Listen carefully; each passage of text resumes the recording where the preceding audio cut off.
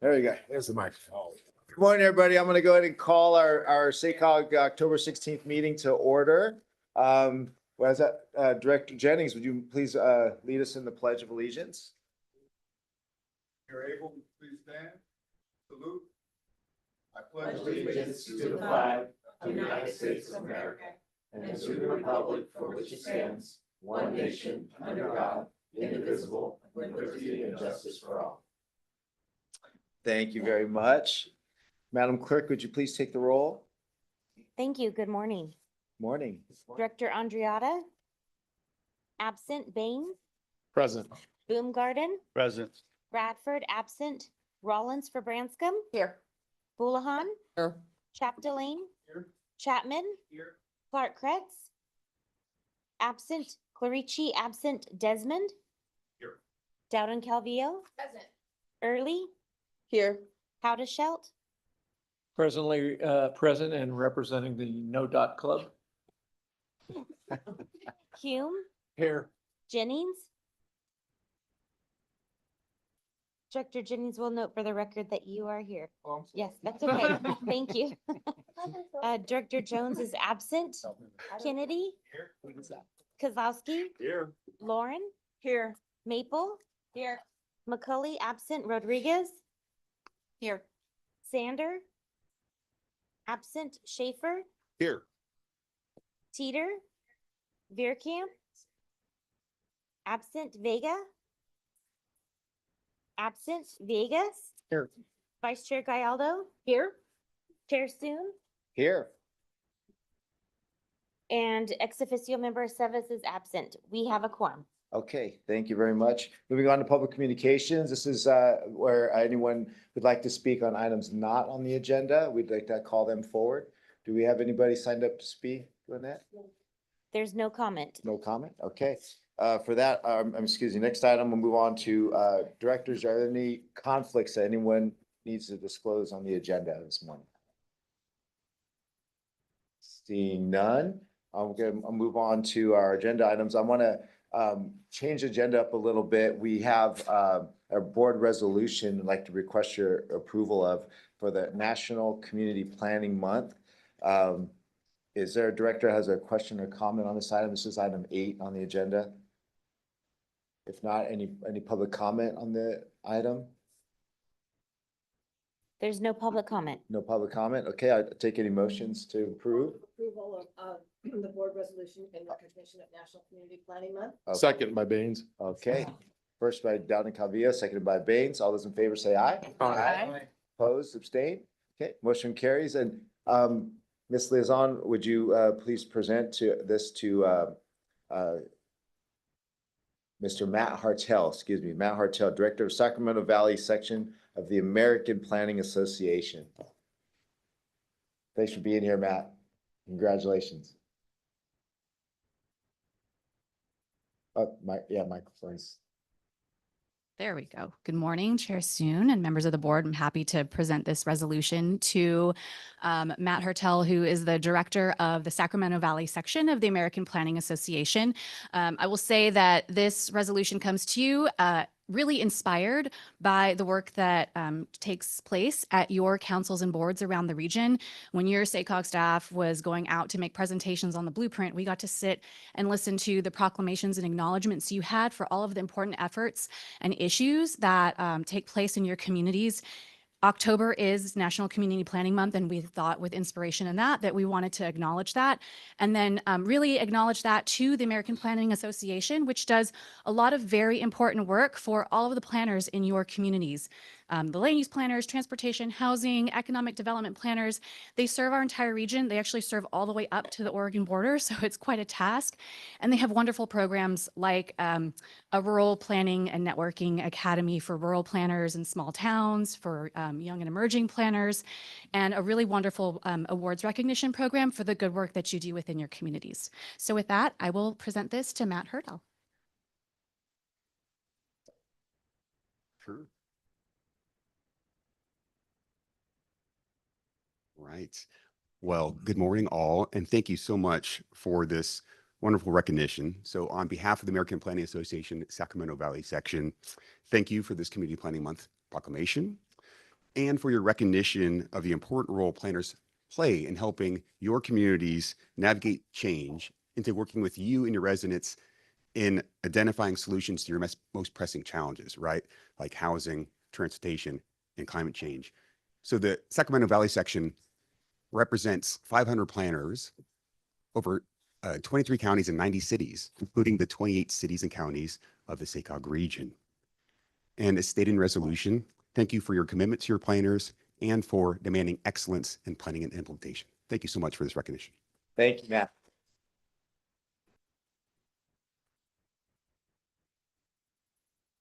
Appreciate that important work that you're doing.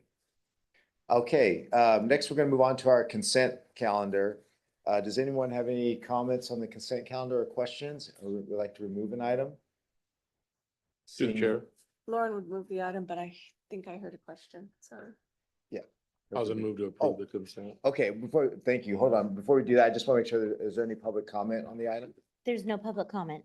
Okay, then I think we have a motion by Director Baines, and second by Director Lauren. All those in favor say aye. Aye. Opposed, abstain, motion carries. Okay, and one more move around. I'm gonna take item 10 as well. It's we'll get through this one quickly. 2026 Regional Federal Funding Round, Funding Estimate and System Preservation and System Performance Programs, Funding Allocation. David, Mr. Pape, is he? Oh, there we go. Hi, good morning. Hey, good morning. David Pape, I'll be presenting the staff recommendation for how to divide an estimated $104 million of surface transportation block grant funds between two key programs in the upcoming 2026 federal SACOG federal funding round. So this includes the System Preservation Program and the System Performance Program. So just as a quick reminder, the System Performance Program supports projects that improve the regional transportation network, allowing for a wide range of roadway and transit infrastructure improvements, including pavement, as part of broader transportation initiatives. And the System Preservation Program focuses on addressing the backlog of road maintenance and prioritizing key regional corridors, using preventative strategies and making efficient use of resources to maintain and enhance the network. So this is an important step in preparing for the 2026 federal funding program, as the split determined today will directly inform how funds are allocated and which types of projects are prioritized and how we balance pavement maintenance with broader mobility needs. So just important to remember, both programs do support pavement maintenance. It's just that the System Performance Program has to also include additional infrastructure and mobility improvements.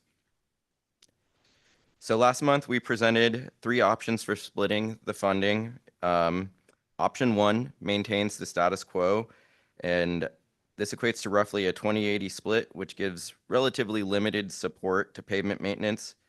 Option 2 increases pavement emphasis, prioritizing pavement at 45%, but doing this really risks reducing support for multimodal transit projects. Again, that's moving more money away from the System Performance Program. And then option 3, which is what we're recommending, proposes a 35-65 split that provides meaningful increase in preservation funding while still maintaining robust investment in performance-related projects. And I want to note that these splits are not permanent. We'll revisit them in future funding cycles, especially once we have a better pavement condition data through our new regional pavement management program. And this program will improve our understanding of pavement conditions and funding gaps and guide future investment strategies. So based on feedback through the funding round working group over the past 2 years and more recent engagement, staff are recommending option 3, interim strategic investment, and there are several reasons for this. 1, it increases preservation funding by about 70% over the status quo option, which will help local agencies address deferred maintenance. It avoids a dramatic shift in resources that could negatively impact safety, transit, and operationally aligned projects, which are addressed through the System Performance Program.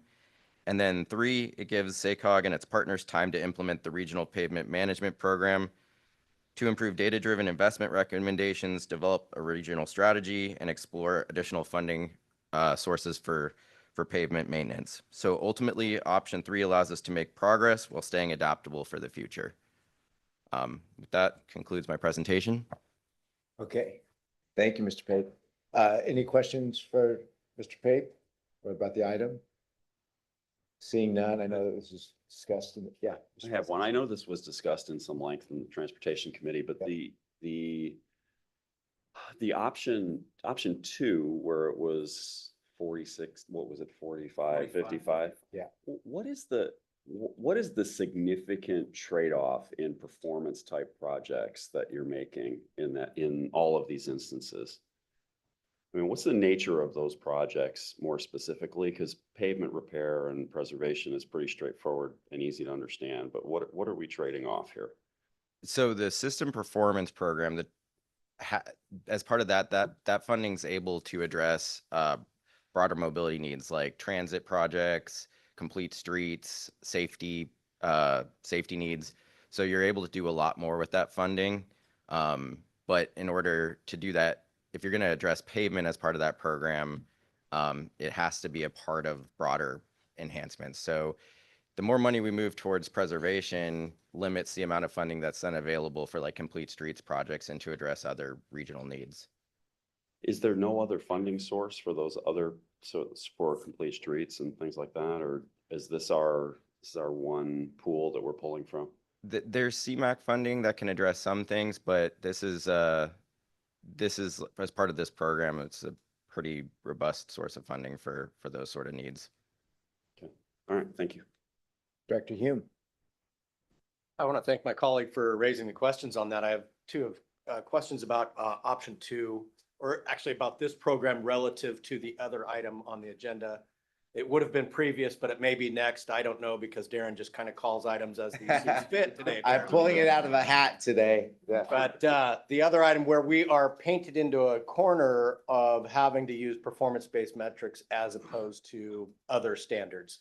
Does that apply to this program, or is this arbitrarily chosen to come up with this mix that's being recommended?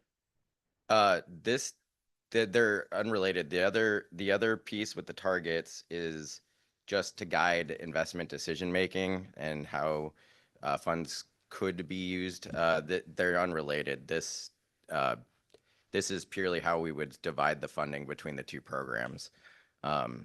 So they're not tied together in any way. But when you say unrelated, it's still how we apply funding. And in one case, we are being directed to use a particular formula or metric. And in this case, we are voluntarily choosing to use that weighted performance metric. Right. Yeah. I mean, this is going to be how we can allocate funding to address some of those performance needs as part of the targets. You know, if we move all the funding towards preservation, it's really going to limit our ability to address some of the needs like safety and other performance metrics that factored into the split, or sorry, the targets. I don't know if that's addressing your Director question. Hume, can I try to jump in here? would. So the performance measures, which as you well know by now, you probably dream about them, I think. You eat, drink, and sleep. Nightmare performance. might be more like. Okay, Yes, all right. they affect my unconscious thoughts. You are spicy I this know. morning.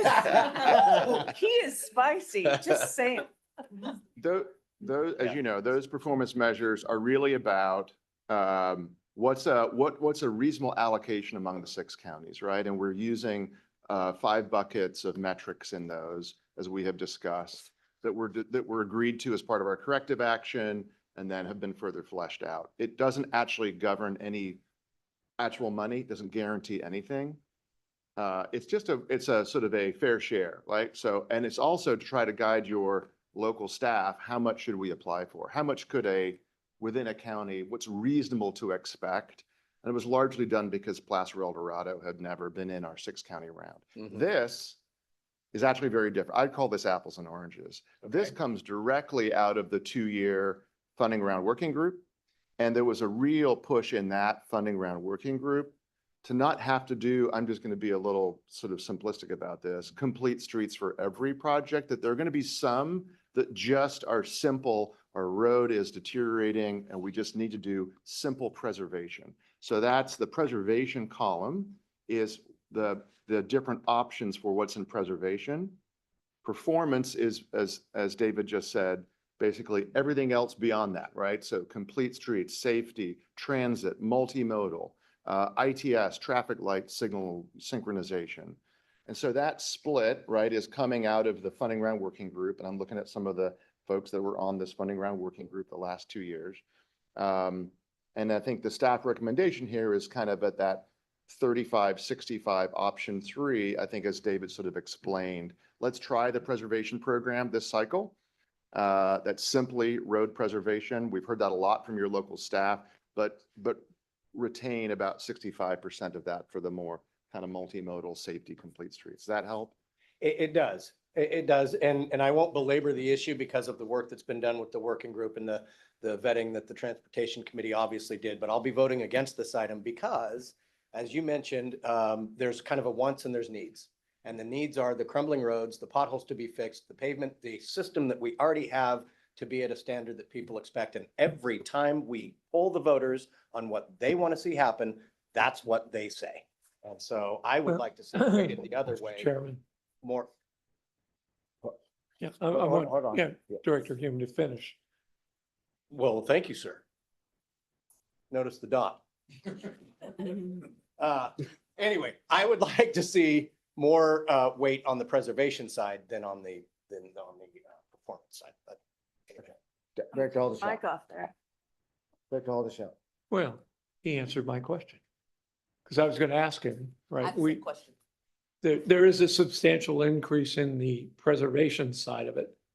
And for some of the jurisdictions, our pavement condition index is pretty high. But in other jurisdictions, it is not as high. So this is kind of recognizes a nice balance and puts almost twice as much money toward preservation as been previously done, recognizing there still needs to be systems done, so. All right. If I may kind of return to this just one last time, the thing that we are struggling with in the city of Folsom, separate from our street condition, which is generally excellent, is that we have collected developer fees in order to build parks. And we don't have enough revenue to actually take care of the bumper crop of parks that we own. And this seems to be that same example where we are chasing after improvements when what we should be chasing after is preservation. And so I'm with Hume in that we, you know, unless we are in violation of the grant rules, I would much rather see this the other way. You know, with all deference to all the work that's been done thus far, you know, if this is just thrown in front of me, I think 65-35 the other way is probably more sensible given what people's desires are and what the practical needs are right this moment out on the street, so to speak. Thank you. Okay. Any other comments or questions from directors? Director Kennedy. Yeah, first, thanks for the all the work that was put into this. I just want to speak out as far as the practical needs, as it was said. And, you know, the performance category will fund things like complete streets, will fund things like BRT, fund other things that in my community are practical things and necessary and needed by people who depend on that for walking, biking, and transit. And in a lot of the community that I represent, those are very practical needs indeed and need that type. So I think that this split, you know, recognizes the need for preservation, which we all agree on, but also does a fair job of maintaining those, the flexibility to keep those programs alive. So thank you. Thank you, Director Kennedy. Mr. Pape, just a reminder, this staff recommendation option 3, was this the recommendation that came out of Transportation Committee? Correct. Okay, just wanted to confirm that. Any other comments from directors? Any, I'm gonna go to. Yes. Oh, No, I okay. just- I'm sorry, Director Lauren, yeah. No, as Chair of Transportation, I just wanted to echo Patrick's points. They were exactly what we talked about in transportation, and that's why we recommended option 3. Thank you. Okay, Seeing, Just a quick question. yeah, Director Vegas. It seems as though we keep coming back to this conversation around what the appropriate percent of the split is when we talk about performance and preservation. And I don't want to belabor the point other than to simply say, at some level, there will be a requirement or an expectation when we go back to our respective municipalities, that there's a baseline investment in pavement preservation. SACOG is not going to be able to do all the things that we want. And I know we all know that, but it seems as though at some point, maybe in light of this conversation, which continues to happen, and for good reason, that we maybe have a conversation around expectations around pavement index preservation locally, so that SACOG does not, I know when we come to these meetings, we don't expect that SACOG is going to be able to resolve all of our problems. But I think having a conversation around expectations locally might help soften the edges around some of that. I just put that out there as a policy consideration by this body, because it is going to continue to come up. I mean, our roads are falling apart. There's no question, but we're never going to have enough money here to address the perfect percentage. So I just throw that out. Thank you, Mr. Chair. Yeah, thank you. Okay, any other comments? Chair Soon, can I add two more things to the mix here, just as that is important? I appreciate the conversation. One is maybe to Director Kozlowski's question. There are other sources of funds for both of these, right? They're nowhere near enough, and you know that you live it every day, and you hear it from your constituents every day. As you remember, maybe back to the beginning of the calendar year, the money that flows through this body as an MPO is about 5 to 7% of all the transportation funds in the region. So just important to keep in mind, right? So, and you're actually not seeing the full, there's a third program here. So you're not seeing sort of the full picture. So there's no way that we can take care of all the preservation needs. There's no way we can take care of all the multimodal needs either, right? So I think that's what the Transportation Committee was wrestling with. We've never done a preservation only program just for roadway preservation. So this was sort of the first out of the gate. The other thing I just I'd be remiss if I didn't say, and I think Director Kennedy hit on this, and Chair Lauren as well, the Transportation Committee, the preservation category is just roadways. So there is no other modes that are eligible there, including transit, and that is something that we've had back and forth with our transit providers. I will say they have raised concerns over too much on preservation is not enough on performance and multimodal, right? So those are those trade-offs that you wrestle with all the time. And remember, 16 of you sit on those transit agency boards, and so you have to weigh those considerations. With that, this is exactly why we come to the board with these issues, and you have these discussions. Yeah. So, I just want to reiterate what Director Hume and what Director Kozlowski had offered. My constituents talk to me about, they see the ADA ramps going in, they see all this other work going in. They don't care what pot it comes from. As far as they're concerned, seeing the Complete Streets projects they think are nice, but what are you going to do about my street? And that's the feedback that I get. So my vote's going to reflect those issues. Thanks. Yeah, appreciate that. Okay, any other comments?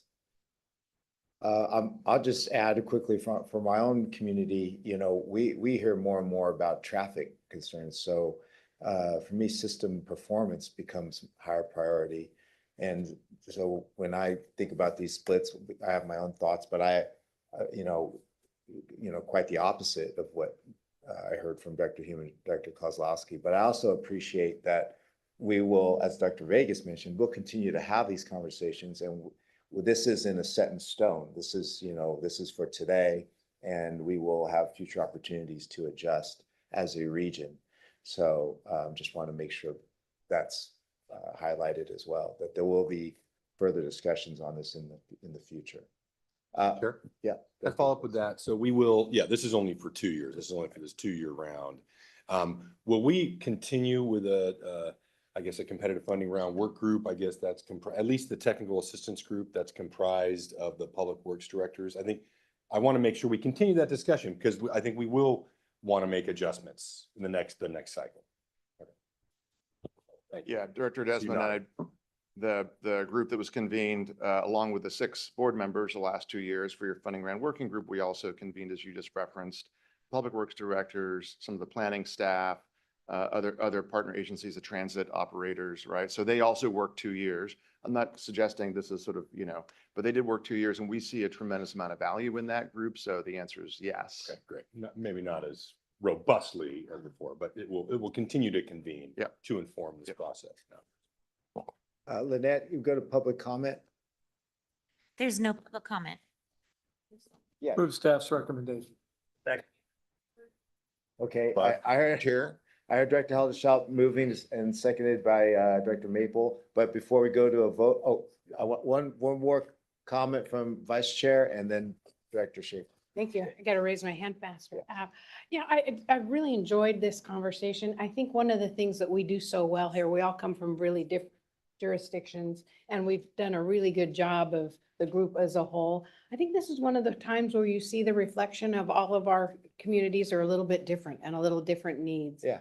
For my community, absolutely, traffic is the thing that I hear. But I also know the community as a whole, and I've seen where there's preservation is a huge issue. And I think, Dr. Hume, you were right that that's one of the things you hear from people.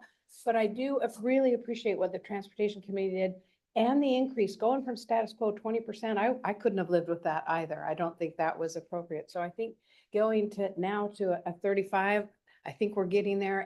And then the reminder that Director Desmond said is this is a living document. We're going to do this again.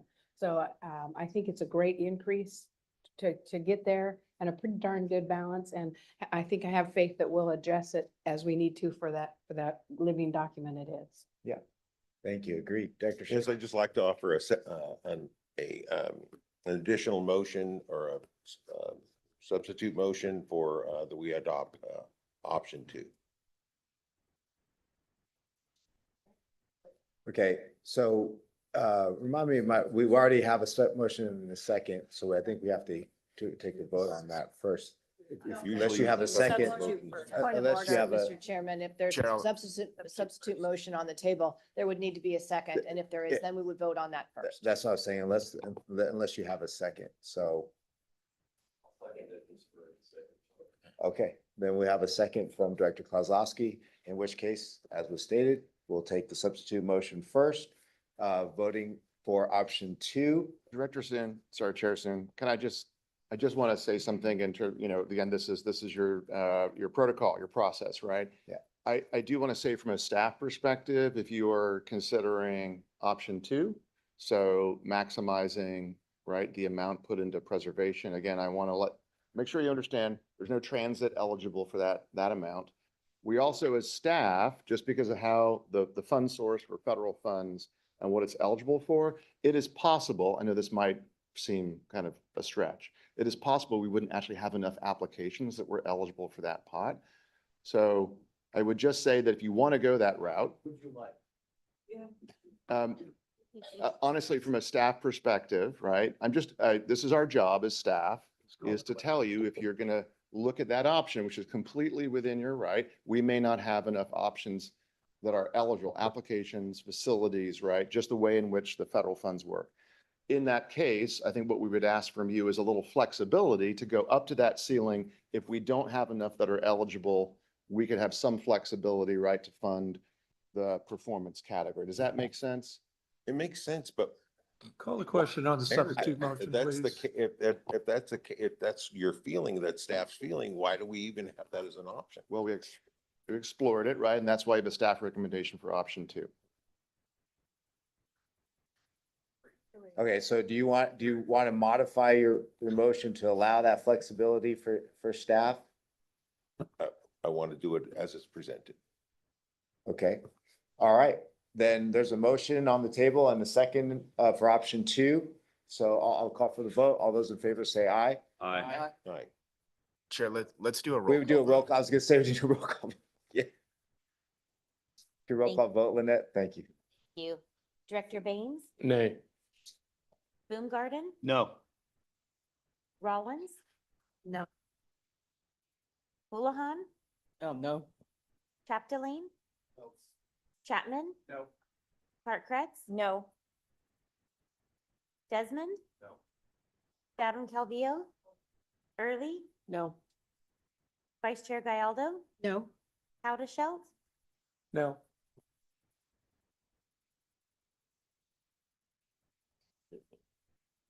Hume? Aye. Jennings? Nope. Kennedy? No. Kozlowski? Aye. Lauren? No. Maple? No. Rodriguez? No. Sanders absent. Schaefer? Aye. Chair Soon? No. Teeter? Vega? Villegas? No. And we'll note for the record that Veerkamp, Sander, McCully, Jones, Bradford, and Clarici are absent.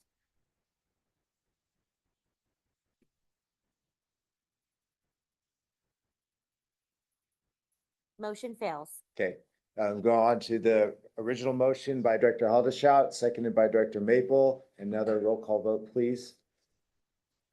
Baines? Aye. Bloomgarden? Aye. Branscombe? Rollins? Aye. Houlihan? Aye. Plain? Yes. Chapman? Aye. Clark Kretz? Yes. Desmond? Dowden Calvillo? Aye. Early? Aye.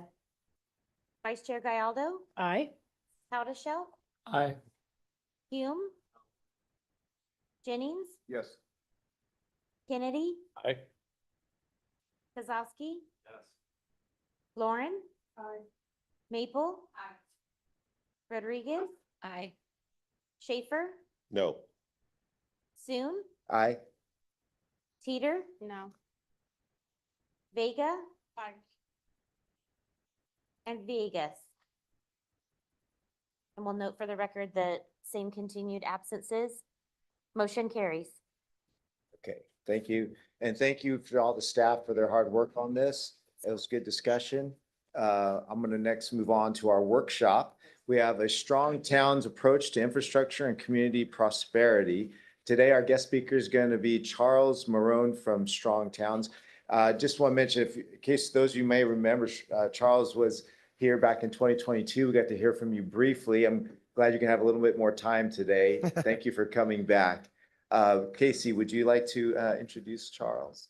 Sure. Thank you, Chair Soon. This is just a quick tee up for all of you. So among the many issues that were highlighted in your update to the blueprint plan, which you'll be adopting next month, increases in serious collisions and fatalities on the Sacramento region's roadways, and public input actually that corroborated all of that data that was collected. And we have many infrastructure needs, as we've evidenced from the conversation you just had, but shrinking revenues. And so we need to be strategic and innovative about how we meet those needs more cost effectively, sooner, and more nimbly. And so you have the opportunity to hear from Chuck Marone today. He's a planner and engineer. I'll let him do some more introduction of himself, but he's thought deeply about these and many other challenges that are facing local government. And so today he's focusing a lot on infrastructure. He's worked with many communities across the country in addition to his own experience as a professional planner and engineer, looking at solutions that are fiscally responsible, bottoms up, and build wealth within communities. So I'm pleased to turn it over to Chuck Marone. Great, thank you. I appreciate, Ms. Chair, the opportunity to come back. I'm going to present some information. I don't mind, like I was listening to a Supreme Court argument yesterday where everybody was interrupting. I don't mind that. So I know this is a active group. I'll let you kind of discern how you want to run your meeting, but I'm happy to take questions as we go too. Good, So, because Bruce Hodeshelt is really good at that, so. yeah.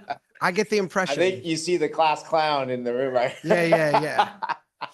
So generally at Strong Towns, I like to start at the end of World War II. World War II, the Great Depression and World War II were this tumultuous time.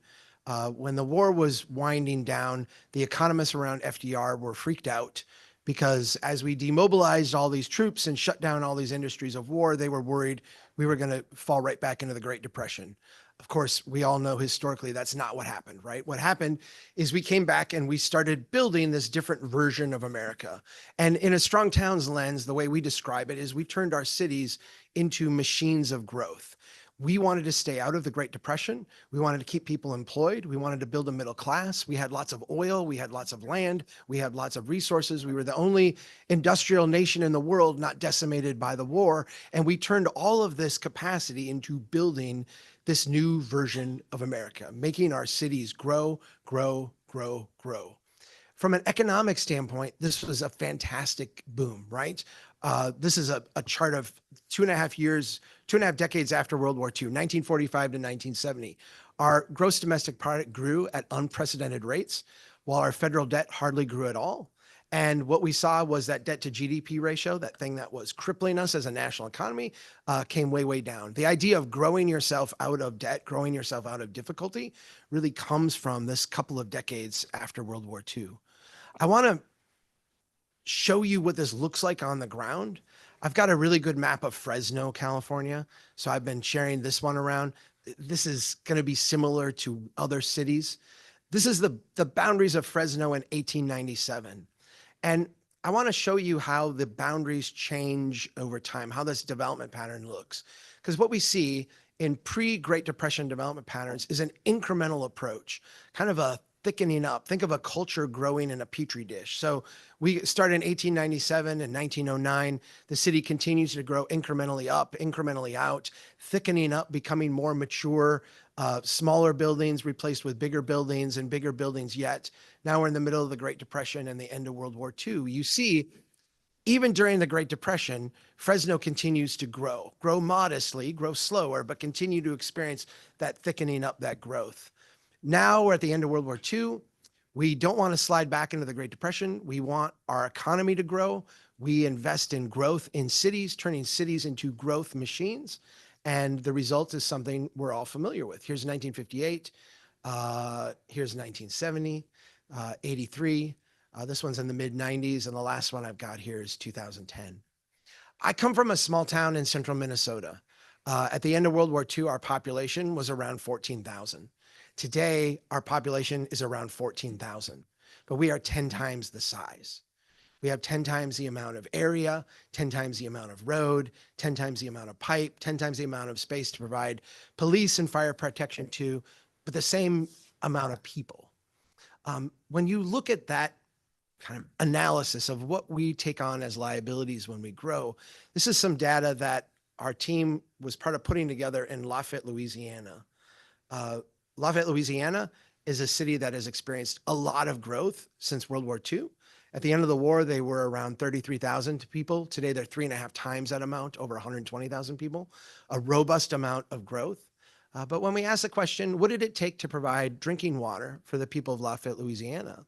At the end of World War II, it was 5 feet of pipe per person. Today, it's 50 feet of pipe, 10 times. When we ask, what did it take to provide fire protection? At the end of World War II, it was 2.4 hydrants per 1,000 people. Today, it's 21 times that amount. When we look at the city of Lafayette as an... You wanted to be interrupted. I want to make sure I understand. Yeah, go for it. Well, I welcomed interruption. On behalf of the I'd like to make sure I understand your graphic here. Is that per capita, what you're showing? Per person. So you have 3.5 times the number of people. The second and third columns are pipe per person. So we went from 5 to 50.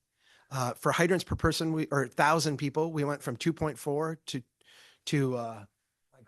51.3.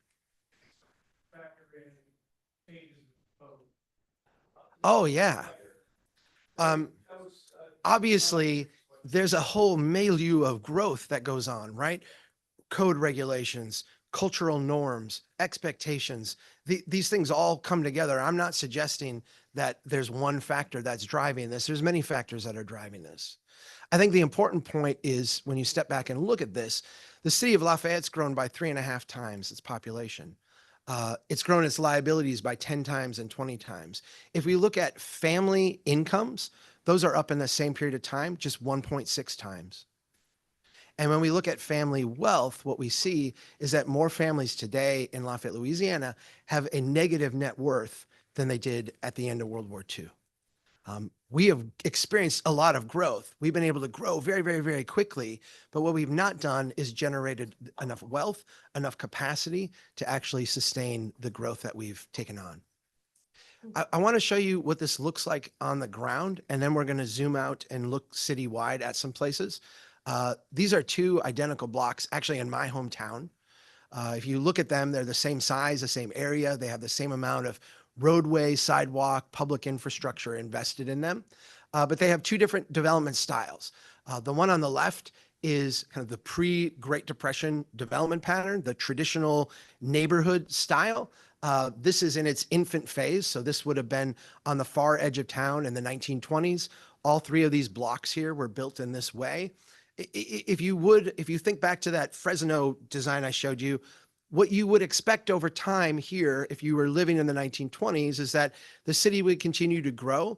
And over time, these buildings would change to second and third stories. They would get more intense, kind of more ornate. That's not what happened.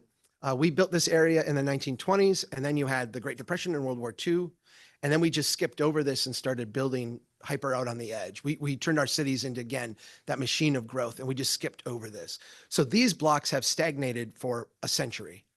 On the right, it used to look just like the block on the left, but we got it torn down and we got it replaced with a new drive-through restaurant. In this case, it's a Taco John's. I don't think you all have Taco John's here.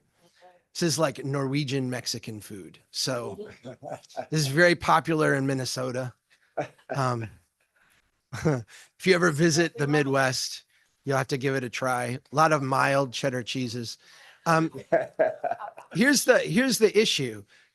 We were able to experience growth, right? We experienced this transaction. We got rid of a block of blight and we've got something brand new. The problem is that that old rundown block has a total value of $1.1 million. That brand new block, after everything was demoed and we got the new thing in, is only worth $600,000. We actually are getting 78% more taxes as a city from the block on the left. There's 78% more wealth in the community in that old rundown block on the left. There's more local business owners. There's more entrepreneurs.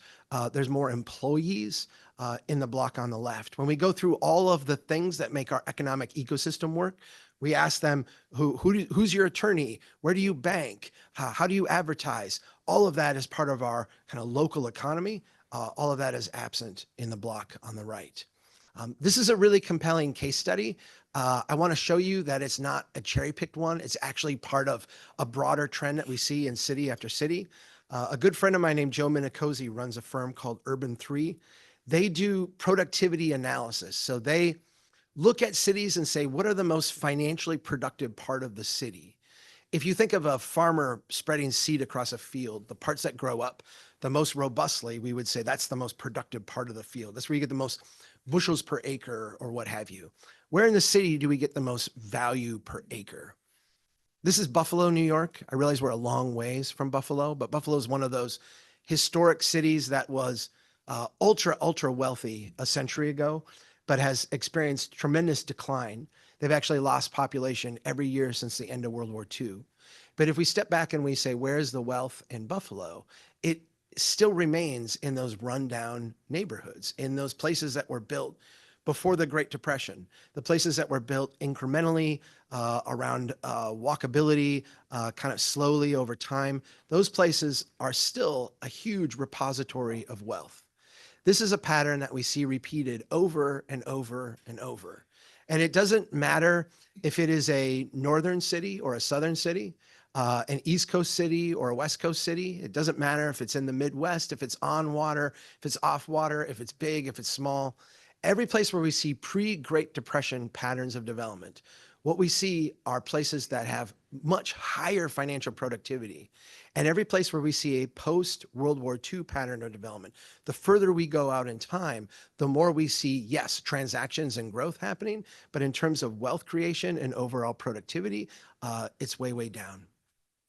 I brought up Lafayette, Louisiana earlier, and I want to go back to that because part of the team that I was invited to take part in there was to look at where basically the mayor asked us, why is my city broke? We've done all the right things in terms of growth. We've done all the right things in terms of investment.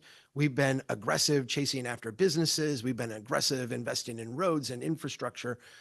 Why do we have no money? And in fact, I'll tell this little side story because I think you'll appreciate it. In Lafayette, Louisiana, they have term limits. And there's a tradition in Lafayette where if you are in your final term as mayor, you fall on your sword for a tax increase because they have a huge backlog of road maintenance that they can't meet. When I was there, it was a 50-year backlog. That was 6-7 years ago. It's now, I think the last report I heard was it's an 80-year backlog in road maintenance. The tradition was that the mayor calls for a tax increase to try to close the gap. And the mayor sat down with me and said, they're asking me to do this tax increase. We have a $50 million backlog. The tax increase will add $500,000 a year to the budget.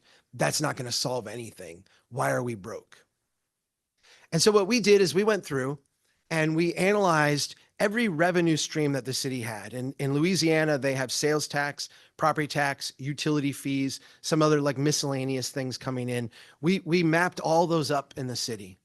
And then we looked at every ongoing expense they had. Where are all the roads, all the sidewalks, all the parks, all the public buildings, all the sewer systems and water systems and drainage systems. And we mapped those up. And at the end, we mashed all those maps together and we came up with this profit and loss map. This is a profit and loss map for the city of Lafayette. Every place you see a blue parcel is a parcel that pays more in taxes and fees ongoing than it requires in maintenance and service. Where you see red, it's the exact opposite. These are places that require more to serve and maintain than they are paying in taxes and fees. The higher the line goes, the greater the disparity. The very middle there is the core downtown of Lafayette, Louisiana. To the right of that, to the east of that, there's a crescent of blue. Those are some of the original neighborhoods, the old 1800s, early 1900s neighborhoods. Here's some photos of what those look like today. So if you look in the top right, that's the core downtown. I don't want to speak poorly of Lafayette. It's a great city. I really love them. But that's not it's a struggling place, right? In the bottom right, those neighborhoods are some of the poorest neighborhoods in the community. Now, from the city's perspective, from the perspective of the municipal corporation, the government, those are the most profitable neighborhoods in the city. And let me just be clear what I mean by that. We're assuming that the city goes out and fixes that road. We're assuming that the city goes out and maintains the ditches and the sewer and the water. The fact that they're not doing that in this neighborhood only makes that blue line higher than what we're showing it. These are the most profitable neighborhoods in the city. All that stuff in red is the stuff that you would expect to find out on the edge of the city, right? It's the mall, the big box store, the strip malls, the cul-de-sac streets, the gas stations, the drive-through restaurants, all the stuff that we built post World War II. That's what you see out on the edge. In the city of Lafayette, Louisiana, in order for them to close that budget gap, in order for them to maintain all the roads, maintain all the pipes, take care of all the stuff they promised to take care of, the median family's taxes would need to go up 6,000%, with all of that money going just back into maintaining what they've already built. Obviously, that's not going to happen. That is never actually going to happen. It's not possible for that to happen. And so the thing that they've dealt with in Lafayette, and the thing that we see cities, and I think you get a hint of it from your conversation here today, dealing with either actively or passively, is what systems that we built are we going to maintain and which are we going to let go of? What road are we going to fix and what road are we going to let fall apart? What are we going to maintain and what are we going to walk away from? This is the struggle that we see every city, every layer of government dealing with around the country. And it's really not, I forgot that I had thrown these in. This is a little gratuitous, but I've added it anyway. It's like kicking someone when they're down. This year at Strong Towns, we created this thing called the Financial Decoder. I think you all know this, but I'm going to say it anyway, maybe for the audience, other places. Local governments budget with cash budgets. Cash budgets are very distorting because it's like setting your family budget based on how much money you have in your pocket, as opposed to what your expenses are going to be next year, or the year after, the year after. Cities sometimes do things that make money show up today at the expense of money not showing up tomorrow. But those things show up in your financial reports. And so what we did is we developed a tool for local governments, for citizens, to take their financial reports from their community, and going back a couple of decades if they have them, and actually plot them up over time to show, what are the trends. This is Kansas City's net financial position. And your net financial position is, in a sense, a accumulation of all the surpluses and deficits that you've run over time. You can see the trend is negative. The number is negative. What this means is that they have already spent money that they will need to collect in the future. So their future money is needed for past spending. The further down that line goes, the more that is. We modeled almost 100 different cities. We did like 60 of them and then crowdsourced another 40 of them. And we see the same trends like over and over and over, right? Dramatically downward. And I say this to kind of reinforce the idea that every government's in a similar position today. Go for it. Have you taken the analysis, the sort of the geographic analysis of the cities and this net position analysis?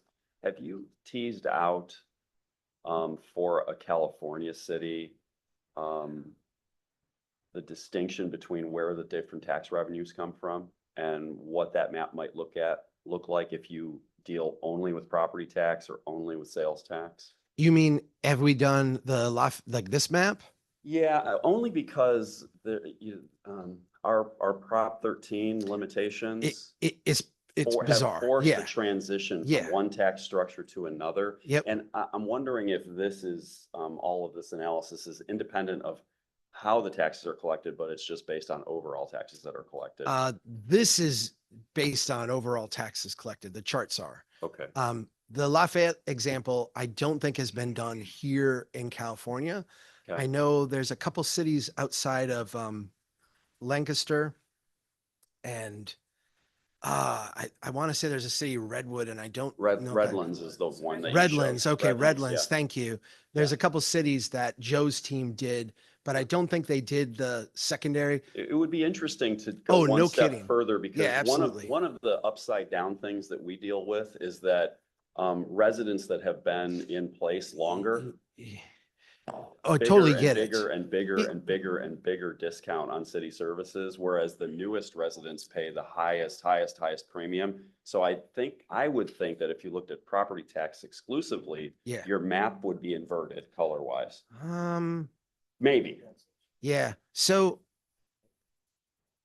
for a suburban. No, it's community, interesting. not I everywhere. see what Not- you're not the saying. City of Sacramento, but Here's, my town in Folsom might be upside down. here's how I would describe it, because let's go back here for a second and make sure that we all understand what we're looking at. This is not a map of taxes paid I understand what it is. It's relative to the acreage that you're relative to consuming. the cost of Yes, providing services. The cost of providing for that services. geography. I That's get that. exactly right. Yeah. And so what we see is that the further you go out geographically, the higher the service expense actually starts to kind of go exponential on you the further you go out. Oh, all I'm Yeah. supposing is that for a suburban community like mine, Yeah. the color coding might be sort of flat, because we're making people on the outskirts actually pay for all of that infrastructure that we're building to them. Absolutely. That's all. Because what you have done is you've suppressed the ability of that stuff in the middle to actually rise over time. And so it creates this distortion where you're kind of always chasing the free cash flow out on the edge. Correct. We've described this development pattern as having like Ponzi scheme characteristics. And when you get to California, you just take every incentive that every other state has and put it on steroids. Yeah. So it's more distorted here than what we see in other places. Got it. Thank you. Yeah. So I think we're on the same page. Yeah. A city like that would look more like a shag rug instead of a spike, right? Okay. Let me pivot. because the summation of this first part and really the kind of central thesis of our organization is that we built more public goods than we have the financial capacity to sustain. And you all can have meetings and decide how you're going to allocate that. And that's a hard thing to do, right? We don't have enough money. We've got too many needs. But the thing that you're struggling with at the end of the day, when we step back, is that we built more road than our tax base can sustain. We built more pipes than our tax base can actually take care of. We have more things that we've created than we've gotten productivity from it. We have, let me say it in the way I said Fresno, we experienced a lot of growth and transactions, but those transactions did not build enough wealth to actually sustain themselves. And so we sit here in 2025, and I think you see your staff kind of dancing around this and like complete streets, and we're going to change this and that. And these things are really hard. They're trying to get at this idea that we actually need to change our development model. That post-war growth model where we would just grow, create a lot of transactions. We have, in a sense, like grown ourselves into insolvency. And so what a new development model has to look like is, instead of emphasizing expansion, and I'm going to say, because I listened to your discussion earlier, instead of emphasizing sheer maintenance, we actually have to make better use of what we've already built. We have a pipe in the ground with 10 connections. We need to figure out how to make that 20 connections. We have a street that we built that has $1 million of tax base on it. Somehow we have to make that $2 million of tax base. We actually have to have a different development model that makes more productive use of the public investments that we've already made. That is hard. It looks very different than what we do today. And in many ways, it looks like a different government delivery process. It looks like a different set of projects. It looks very, very different. Let me walk through a few of those differences, recognizing that I think we could talk for hours about how to do this differently. And I've got some really good discussions with some of your staffs and teams coming up to continue this dialogue. When we ask, what is a good project? There's a whole like range of things where the municipal corporation, and that is like an incorporated cities. Our cities are incorporated in similar ways that businesses are incorporated. We just have different charters. There's things that are profitable for us where we financially get better over time. There are things that are profitable in the private sector. If you take a Venn diagram of those things, there's only a small overlap of those two, or there's an overlap of those two that we need to focus on. That's where we actually have good projects and build a lot of strength. So at Strong Towns, we talk about incremental development. How do we build in a way that makes better use of what we have, thickens our cities up, makes them more productive? There's 4 principles: building wealth that stays in the neighborhood, using infrastructure that already exists, healing the gaps that have been left behind, and then expanding housing as it fits into the block, not disrupts it. This is a shot of Muskegon, Michigan. Muskegon, Michigan is a city that has had a lot of depopulation, struggling to have local businesses. They had a gap in their streetscape. I was in Maryville last night and we talked about Muskegon a little bit. They went in and filled in that gap with these storage sheds. They went to like a service place. They bought a bunch of storage sheds. They painted them up funky colors and they filled in that gap. What it did is it allowed their farmers market to connect to their downtown without this kind of chasm in their downtown. They rent these places out at $75 a month to startup entrepreneurs, people who are kind of crazy and have some ideas, but don't necessarily have the wherewithal to rent out a storefront. They've got to try out their business, figure it out, figure out what works. This little thing has not only been a huge generation of life and activity. There's lots and lots of stuff going on here. It's actually really exciting. But a lot of entrepreneurs got their start in these storage sheds and now have moved into full-time businesses in the town. They're actually taking on long-term leases, renovating buildings, creating tax base and growth in the city, all from what is a really, really modest infill kind of investment. We see the same kind of things going on in housing. We have a certain housing model based on 30-year mortgages, what can be sold off on a secondary market, bundled, securitized, hypothecated, sold off to banks and hedge funds and insurance companies. There's this kind of a standard product that we see being delivered in the marketplace today.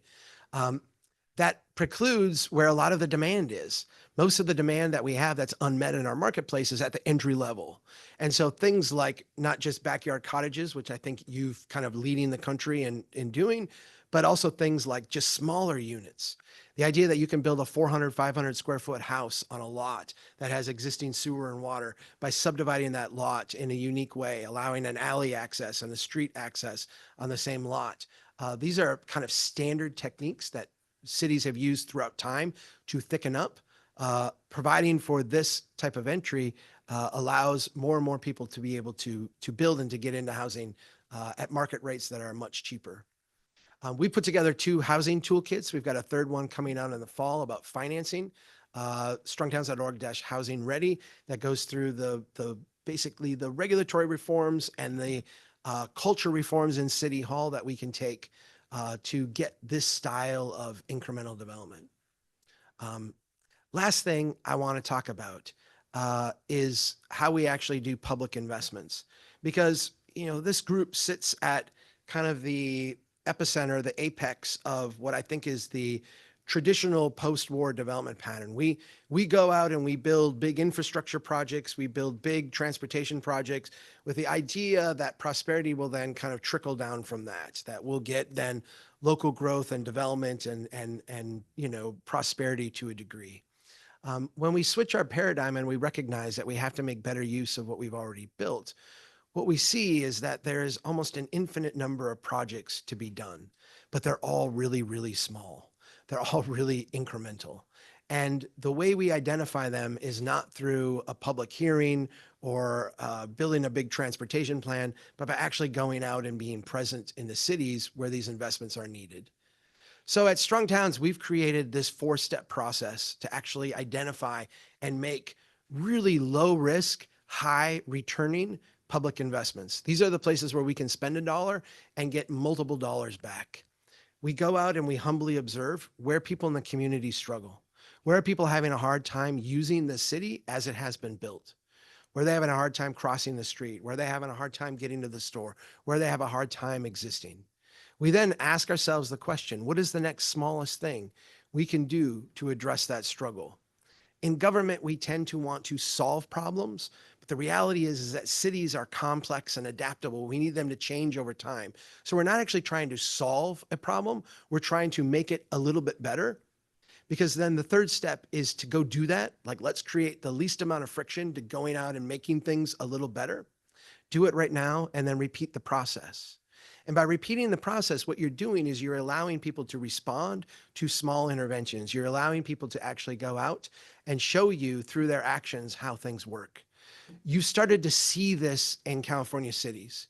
You've started to see, whether it's San Francisco and LA or cities in between, we're starting to see the use of tactical techniques, putting up temporary benches, putting up temporary crossings, watching how traffic responds, watching how people work.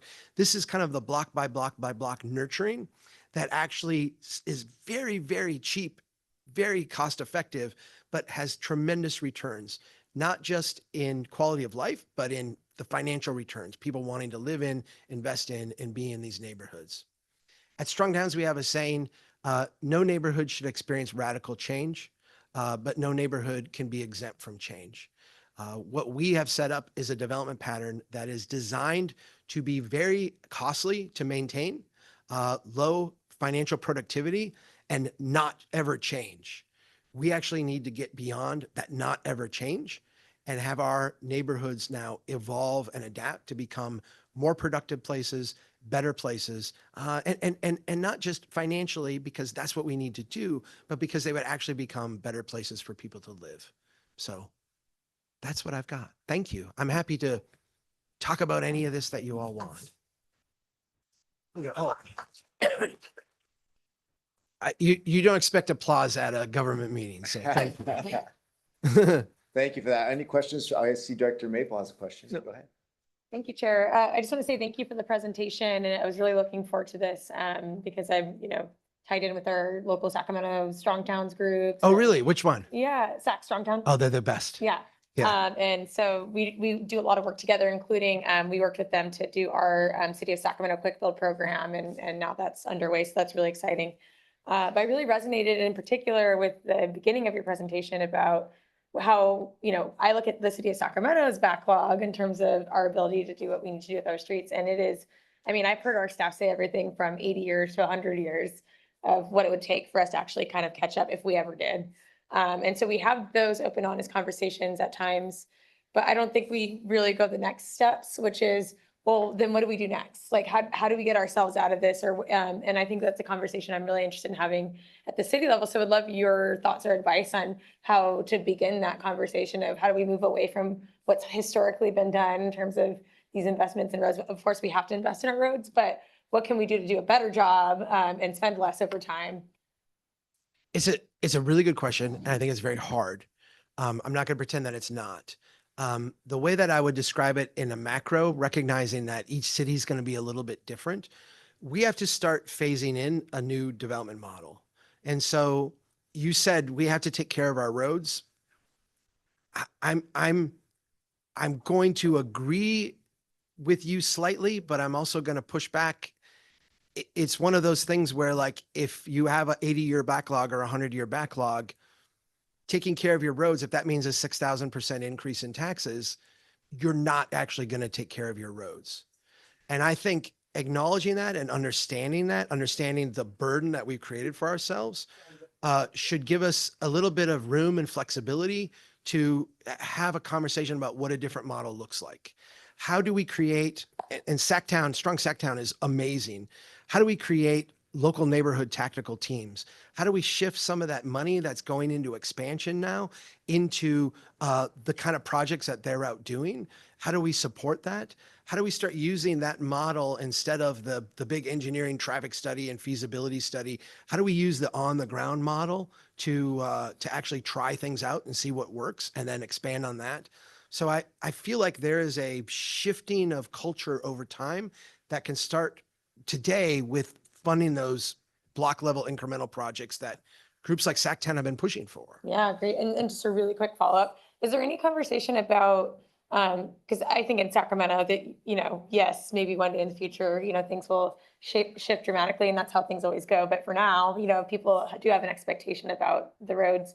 Is there any conversation about using different types of materials as a way to lessen costs? Okay. I want to answer your question, but I want to attack the premise slightly and respectfully. If we went to neighborhoods across all of North America in 1935 and we said, what is your expectation? People would have said, well, I expect my neighborhood to change like this. And I expect there to be homes, and like they would describe a pattern that they were used to. And if you said to them, hey, you're going to live in that orange grove out there 10 years from now, they would have said, that's insane. Like, why would I ever do that? No one would ever do that. But what happened is that expectations shifted, and they shifted radically, and they shifted kind of overnight. And I think the next step is really important, because what shifted about them is that people began to watch the neighborhoods they were in deteriorate and decline and be left behind. And they watched new neighborhoods be born out on the edge that had greater levels of prosperity. And so the cultural understanding about places shifted. I'm going to say this, and I mean it very sincerely, even though it's going to be a provocative statement. If you want to see a preview of coming attractions, go to Detroit. Detroit is basically like a city 30 years ahead of us here in California. They pioneered this development pattern. They were doing it in the early 1900s. They were the ones that we all copied at the end of World War II. They figured it out. They were our wealthiest city. They figured out how to build highways through the middle of the city and have commuters out on the edge and driving in. And they reached the final destination of insolvency ahead of everybody else. You can watch the cultural shift there and the expectations there when neighborhoods start to fall apart, when a 100-year backlog of road maintenance actually becomes real and roads fall apart and you can't fix them because you literally don't have the money. What you see in Detroit today is a downtown of wealthy investments. You see an edge, far edge of newer stuff with some wealthy kind of enclaves, and then you see a lot of despair in the middle. We can see that creeping in here in Sacramento and in other cities around this area. So I feel like when we limit ourselves by what we think the cultural expectation is, especially in a group like this where we're making long, decades long plans, I think we do ourselves an injustice. So I keyed in on that. I can't remember the second half of your question. Building materials. Oh, building materials. So to me, I think, are we able to do innovative things with building materials and automated vehicles and like let's AI and let's go through the list of things? Yeah, I think on the margins we will. I think that if we cling to that as like the thing that will save us and not take the 100-year backlog of maintenance seriously, I think we're doing an injustice to our constituents. I don't think it will bend the curve 100 years worth of backlog. Fair? Okay. Director Lauren. I really appreciate all the dialogue. Thank you. I just wanted to ask how do you see strong towns and these principles integrating with general plans or old general plans? Because we're mainly driven by the expectations in our general plans and they're old. Yeah. Most in winners. Okay, I'm going to answer that in a way that is me. And I recognize that we're in a room with a bunch of planners who plan. So when we look at the idea after World War II of turning our cities into machines of growth, what that entailed very quickly was planning. We need to plan where the road's going to go. We need to plan where the sewer's going to go. We need to plan how much capacity we're going to have. We need to zone property. It essentially created a assembly line of building cities. What I'm suggesting is that assembly line needs to go away. What a new plan looks like is a lot less of a kind of grand, here's where this is going to go and that's going to go, and more of a strategy over how we, in a sense, thicken up our communities. And I think that that's going to be a lot smaller of a document, a lot more strategic, and require a lot more kind of on the ground interpretation and action. So it might look a little bit different in, I was in Yuba City and Marysville. It's going to look different there than it's going to look in other places when it gets implemented. It's going to, let me say it very plainly. I think comprehensive planning as we know it needs to go away. And I think we will replace it with something else that is more strategic and more bottom up. I really appreciate it. Thank you. Does that make sense? Yeah, I kind of see, this is just Jesse too. I kind of see the general plan, at least for our city, kind of like being a box. And Being a box, a like box? a cube, a box. Sure.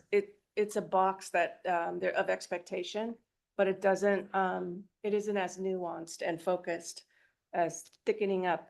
And it might be because ours is old. Yeah. But I hear you. Well, the way we are going to make this work is we're actually, there's going to have to be more, like, in a sense, private inputs, less directed by us and more nurtured by us. So that means that we as government entities need to be a lot more flexible, a lot more tactical.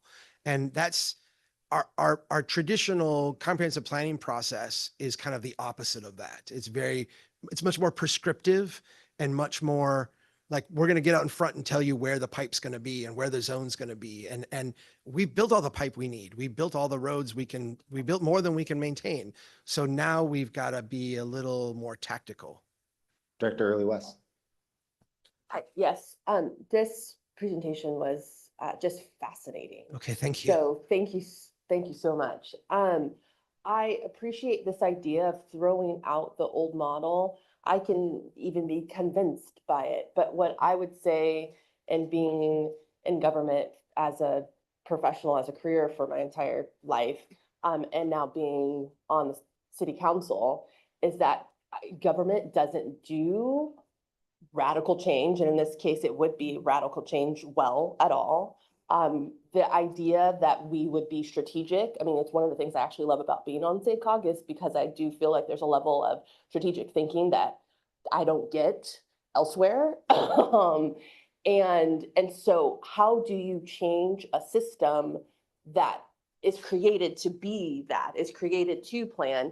One of the things you said is people wanted to move to the suburbs because it had gotten to a point where it was so desolate and run down. And so how do you even change the culture of our constituents? Because that's what we would be battling against, right? It would be a, wait a minute, we're going to completely change how we do things. We want you to pause your expectations. How do you go about even starting that path? It's a really great question. It's one I've struggled with a lot. Let me say that I don't think there's an easy answer to that. I brought up the cultural transition at the end of the war. And I mentioned that your neighborhood was falling apart and you saw a new one out here. I think it's important to think about like the cultural marketing materials of that time period. There was this idea, and it wasn't presented to everyone, but it was presented to some that, hey, if you move out here, we can get you a 30-year mortgage. We can get you on a highway. You can commute in, you can have a white picket fence and a yard and send your kids to a really nice school. And you had like a societal vision of what a prospering place would look like. The American dream. American dream. And you didn't have to sell it because it sold itself, Yeah. right? It sold itself.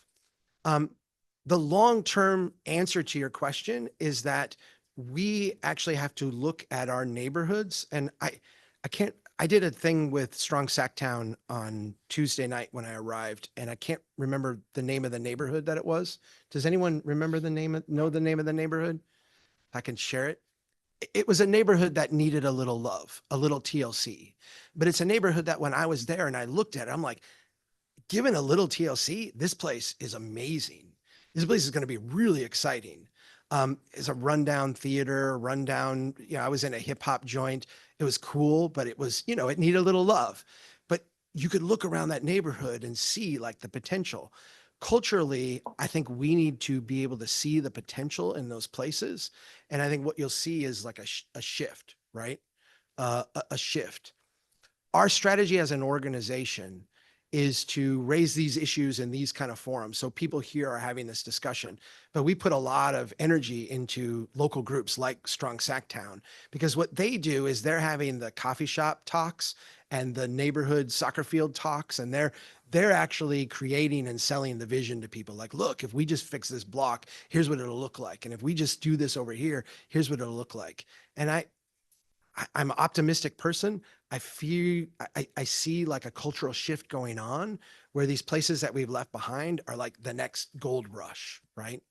And what we have to do is,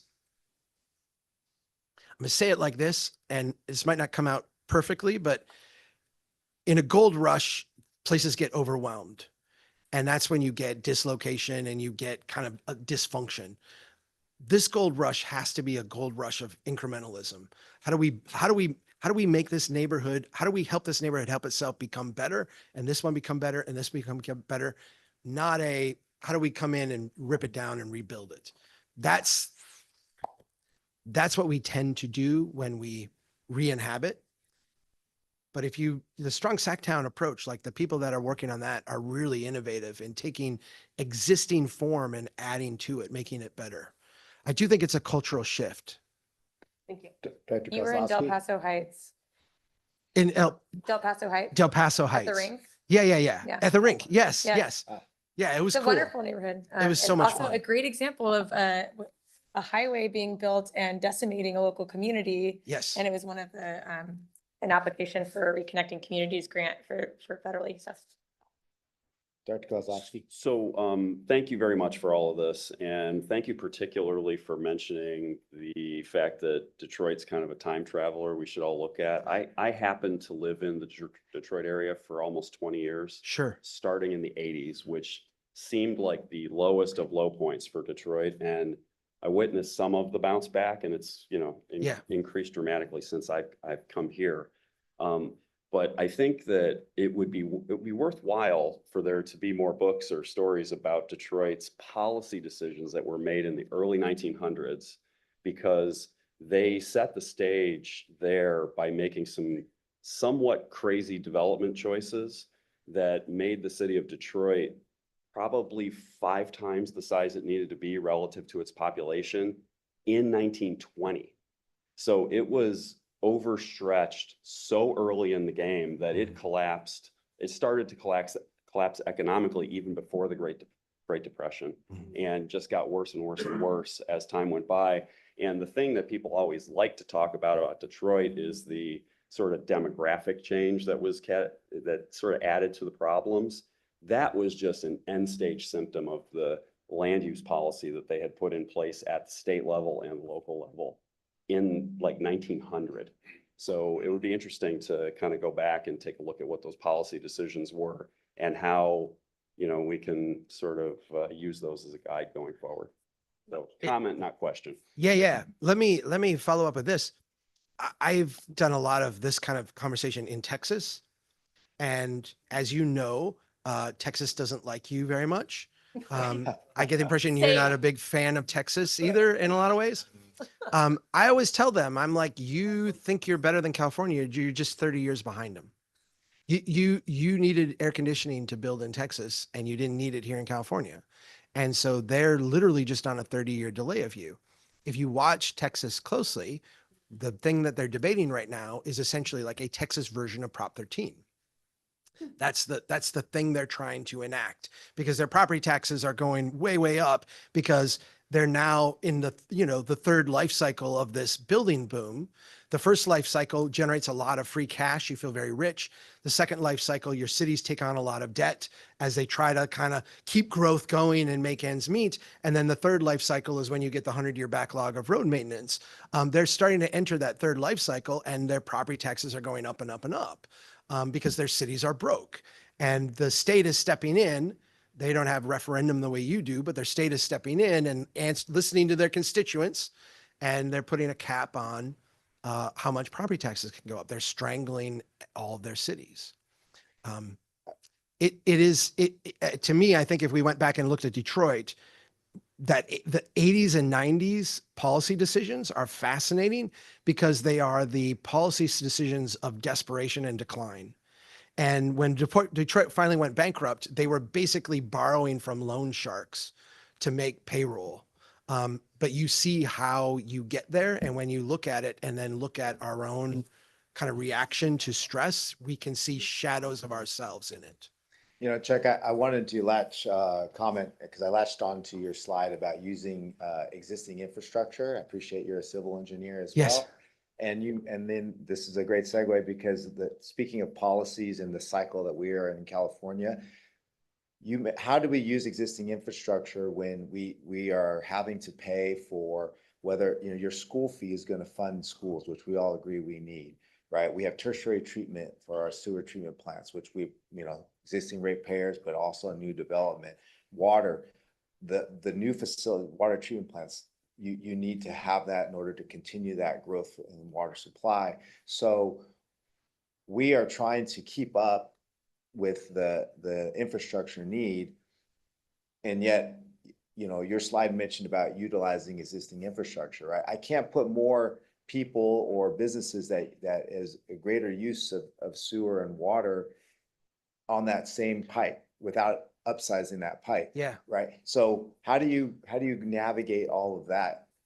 So let me give you an example from a different city. I'm going to talk about Jackson, Mississippi. Jackson, Mississippi kind of famously has a water system in immense distress and has for a couple of decades now. Jackson, Mississippi has grown 6 times since the end of World War II. I'm sorry, Jackson, Mississippi has grown their size 6 times since the end of World War II. They've grown their population by like 1.5 times. So very similar kind of growth pattern. What Jackson, Mississippi has done is in that choice that they've had to make, we have to maintain the water treatment facility because it serves everybody in the community and we all need it. And, every time we connect someone, we're using some of that capacity. They have chosen to use that capacity way out on the edge where they felt like they were getting better homes, more expensive homes. In your case, it would be new tax base as opposed to, tax base that can't go up because of Prop 13. They would get the new Walmart or the new what have you, like that was the thing. And so then they chose, because you only have limited funds, to neglect the water system in their core neighborhoods. The problem they have now is that the water runs through the core neighborhoods to get to the edge. The core neighborhoods have failed. They don't have the money to fix it because they squandered it. They use that capacity out here. And so now everybody's water's failing. The Walmart out on the edge, the house on the cul-de-sac, they go sometimes 48 hours, 72 hours with no water.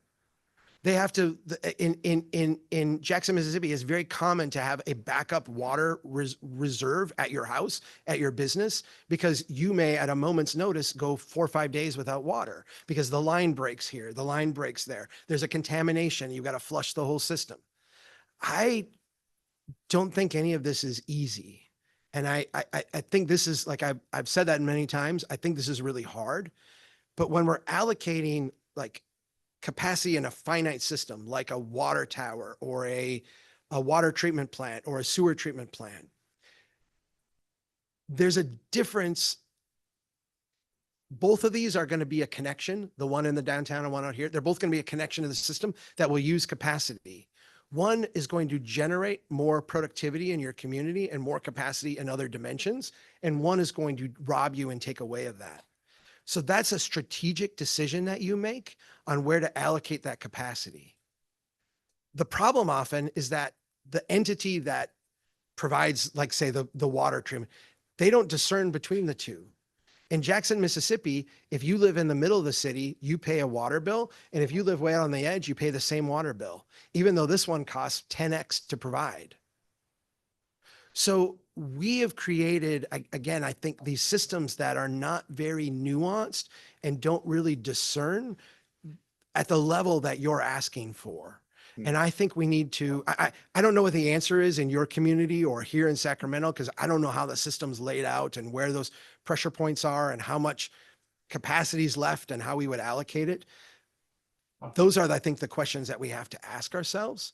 But just in a base sense, when the end thing reduces your productivity or increases your productivity, even if it's not related to that fixed asset, that's still an important thing that the manager of the fixed asset needs to consider. Does that make sense? Yeah. Is that fair? Yeah. Appreciate those thoughts. Yeah, Director Really quick Schaefer. comment. So this is a perfect segue into Elk Grove. The city of Elk Grove has the highest population density in the whole region, 11,000 people per square mile. Mm-hmm. At what point is your initiative, your suggestion, well, okay, Elk Grove's pretty built. I mean, they have lots of greenfield out there they can expand to, they can move out, but from a population density, they're very dense there. My city is about 6,200 people per square mile, or the second largest population density. For our city's only 14 square miles. So when we look at that, at what point do we reach a capacity point, or how do we optimize that capacity that exists there already? It's a really good question. I'm not familiar with the city, so I can't speak on a personal level. I think where you want to get to, and I'll back up here a little bit and talk in terms of Lafayette, Louisiana. What you would want to get to is where a situation where that blue, you essentially have no blue in the city, or the blue, I'm sorry, no red in the city. The blue kind of expands out. And if you are growing out on the edge, the growth is in a way and in a pattern that can itself like thicken up and become blue over time. The ratio of blue to red in your city, you would want to be in a sense like inverted to this. You would want it all to be as blue as you could. So it balanced out over time.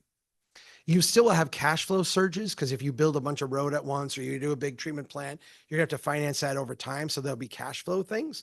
But if your tax base balances out with your obligations, in a sense, that's a financially sustainable model that you can just run indefinitely. Is there a tool that we could plug in to say, okay, here's the data?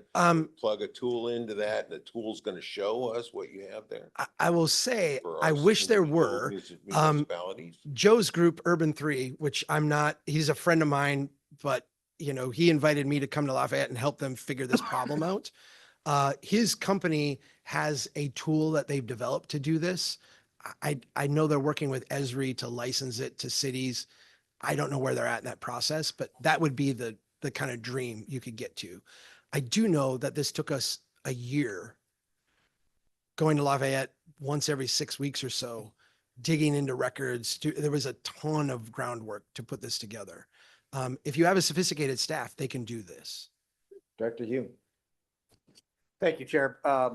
This is a fascinating discussion. Thank you so much for being here. And I apologize for my saltiness earlier. That's due to something that's outside this. Oh, I room. like it. It's good. I was spicier than I normally am. And I'm glad we went back to this heat map because the point that I was trying to make and the issue that I'm up against for my particular district is in Sacramento County, we have about a 16-year backlog.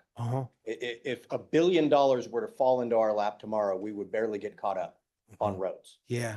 And so if you were to extrapolate this map out further to show Sacramento County, if that's our developed area, Yeah. and you start getting into the unincorporated areas where I represent, and certainly some of my colleagues in the more agricultural counties can share this, you're going to see a real spike. Yes. $500 million in economic output, and you don't need one length of pipe. You don't need one fire hydrant. What you need are roads. Yeah. To get that product to market, to get those customers to your pumpkin stand or your fruit stand or your marina or your RV park. Yeah. And so that's the struggle I'm up against is I am constantly fighting for table scraps for people who didn't participate in this Ponzi scheme, as you called it. Right. They're just trying to stay alive for what their American dream was built on, which is hard work and dirty hands and clean money. Yeah. So anyway, that's more for James's No, edification maybe than yours, but Yeah. that's the fight that I'm up against. I appreciate this point, but then the other sidebar that we had, and I apologize, Chair, for the conversation we were having earlier, is if you did a heat map as far as desirability or chasing that American dream that was brought up of where people want to live. And then to the extent we cut off that supply, Yeah. then I think you're seeing a gentrification upon a gentrification of where only the haves will pay into the system that allows them to live in those neighborhoods. You bring up two fascinating points that I would love to talk about for days. I grew up on a farm, so I'm like, I get rural areas. I think that the big injustice we've done to rural areas is to make them modestly suburban in character. In other words, if you look at a farm a farm needs a road. It needs the road to have capacity. It needs the road to be well maintained. It doesn't need sewer and water, but it also doesn't need the strip mall on the highway robbing that capacity. It doesn't need the little plant over here and the thing over here. It needs to be rural. And when it's rural, it actually pays for itself really, really well. One of the things we've done is when we build a highway between two cities, we tend to mine that highway for like short-term development. And it drives up the cost for the farmer. In the short term, it feels like economic growth because it's new and it pays taxes. But over the long term, it drives up costs. It robs you of capacity. Now our farmers are fighting with commuters and they're fighting with everybody else just to get stuff to market. We've done a huge disservice in that part of the world. But there's I don't know you and you were maybe salty. I enjoyed it. I like a good back and forth. Um, Don't encourage. Yeah. I No, was no, gonna no, say but that a lot of, too. a lot of times when I run into people who represent counties, what they will often say is that they want development in the county. And what I'm suggesting here is that the best development model we can have is where our development goes into existing cities with existing infrastructure. And that often challenges county people because, you know, you're balancing the farmer who wants the farm until they don't want to farm anymore, and then they're going to sell it for development. And that kind of screws up things for everybody out there. Chuck, thank you. That's a great closing argument. We've got to move on to, we've got one more item on our Okay. agenda. But I want to, again, thank you for being here. Can we give him, Chuck, a round of applause? Oh, again? thank you. Thank you. Thank you. Very good conversation, and you're going to be here for the lunch. So if those of you who can stay, we could continue this conversation during that time. Thank you. Thank you so much, Chuck. Take care. All right. All right, we're going to move on to our last action item for the day is, oh, this is the wrong one. Yeah, I know. I'm looking at a different wording. Performance-based targets for 6-county federal funding round. Sam Shelton. Morning, Sam. Good morning. If I could yield more time to Chuck Maroon, I would definitely do it. But I am here today to talk to you about target setting for the next federal funding round, right? What expectations can you set using performance metrics to divide about $180 million? I'm going to make this as quick as I can. This is typically fairly complicated, but I'm going to skip through some of the background that you may have heard at prior board meetings and committee meetings about the corrective action and our response to that through a target setting process, which is different than the project selection process, which is a very competitive process where the best projects rise to the top and receive funding. Again, the targets are not guarantees. They are based on the needs that we're measuring. We've been developing this over quite some time, back 2 years through the Federal Funding Round Working Group, and then over the many months starting last summer with your local staff. There are 5 groups of performance metrics, everything from safety, asset management, we've chatted quite a bit about, to performance, housing, and emissions. And we've made a lot of adjustments to the shares of those needs between the 6 different counties in our region, tightening it up based on metrics and needs that were measured in the Tahoe Basin. In Placer and El Dorado counties, removed some of those metrics, and they've seen some slight shifts to the overall weight of those metrics between the 6 counties. We've seen about sometimes 0.5% to 0.1% change, and it's led to some modest changes between the range of available funding between those 6 counties, from the 120% to 80% level between all 6 different counties. That is a very fast run through of these targets. I'm happy to chat a bit more if you have specific questions about the latest changes that we've discussed at committees, but we are recommending attachment C as the final funding round targets, and to recommend publishing those afterwards. Okay, thank you, Sam. Any questions for Mr. Shelton? Yep, Director Hume. Just one question. It's not relative to today's action. Can I get a copy of the comparison of the tables that showed the housing focus, the safety focus, the other ways of mixing the percentages? I didn't capture that when it was presented to the board. Oh, absolutely. They were part of past items. Happy to share those links with you afterwards. Thank you. All right. Oh, Director Desmond. Thank you, Sam. And I, you know, we've had a lot of discussions about this, Supervisor Hume and I and SACOG staff, and it's a challenge. I mean, it's very complicated how you apply some of these metrics and we come up with these performance targets, but I know this is not a reflection of where we may end up, right? This is really, these are targets, these are guidelines.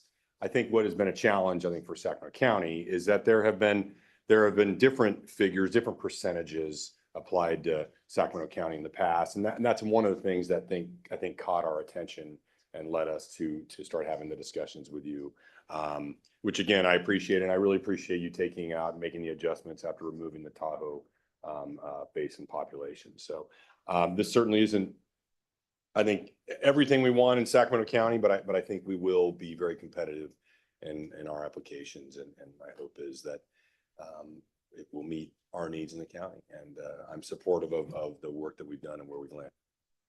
Thank you. Thank you. Any other comments or questions from the directors before I go to public comment? Okay, Lynette, are there any members of the public like to speak on this? There's no public comment. Okay. Move the item. Second, moved by Director Heldashop, seconded by, was that Clark Kretz? Oh, Director Dowden Calvillo.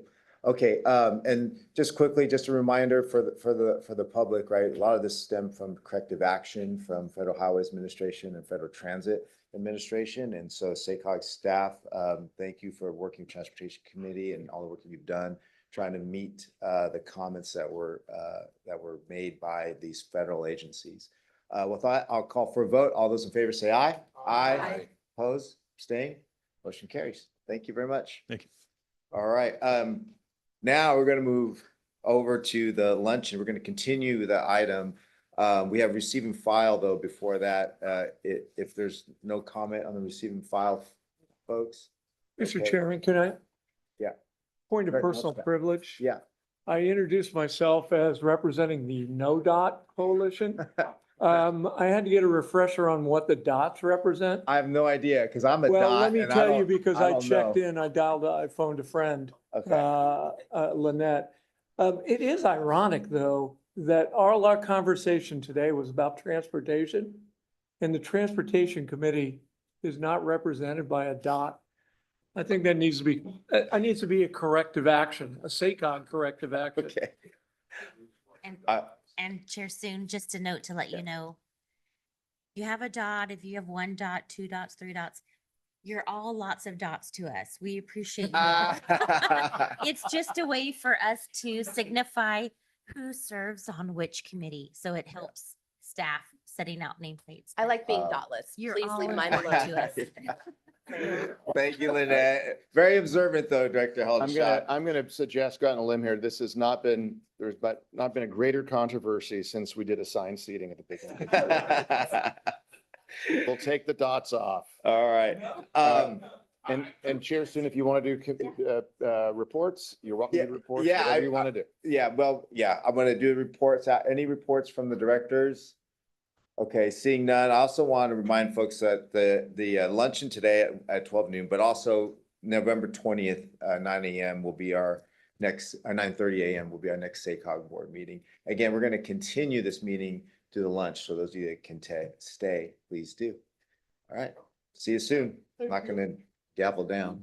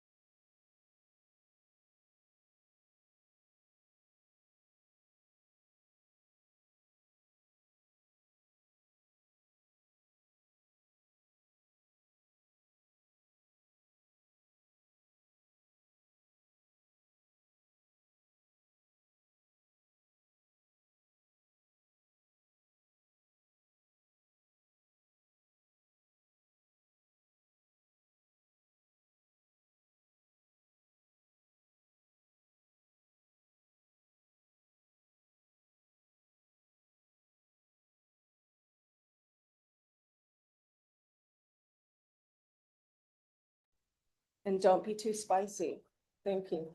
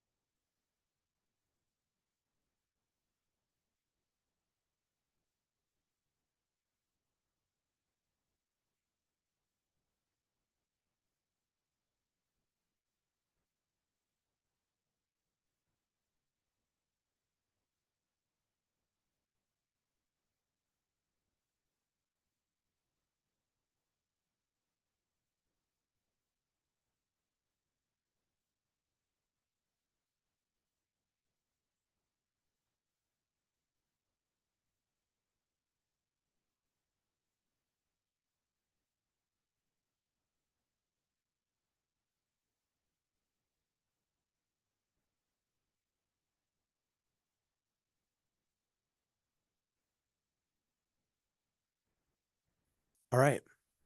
Oh, what did I do with my glasses? Do I, what's the protocol here? Am I waiting? We're in a workshop? Like, So this is a workshop. It is being live streamed, okay. but you can, Can I just, you ready for me to go? everyone who's All right. is here. Yes. Okay. Welcome again. Thank you. I shared a bunch of stuff with you. This is going to be different. And then we're going to talk. And I'm happy to talk about any of it or other stuff too. So Great, I got No. other questions. cool. Awesome. And again, I don't mind the Supreme Court interruptions if there's like a thing. So, all right, let's, it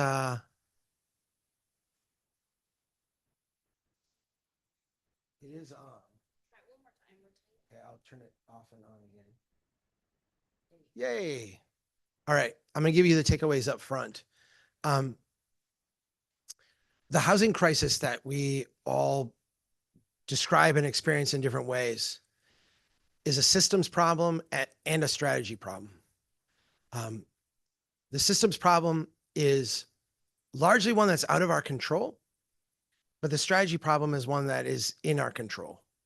And so we have the power to heal our local housing market if we recognize the system challenge that we're up against and deploy a different strategy.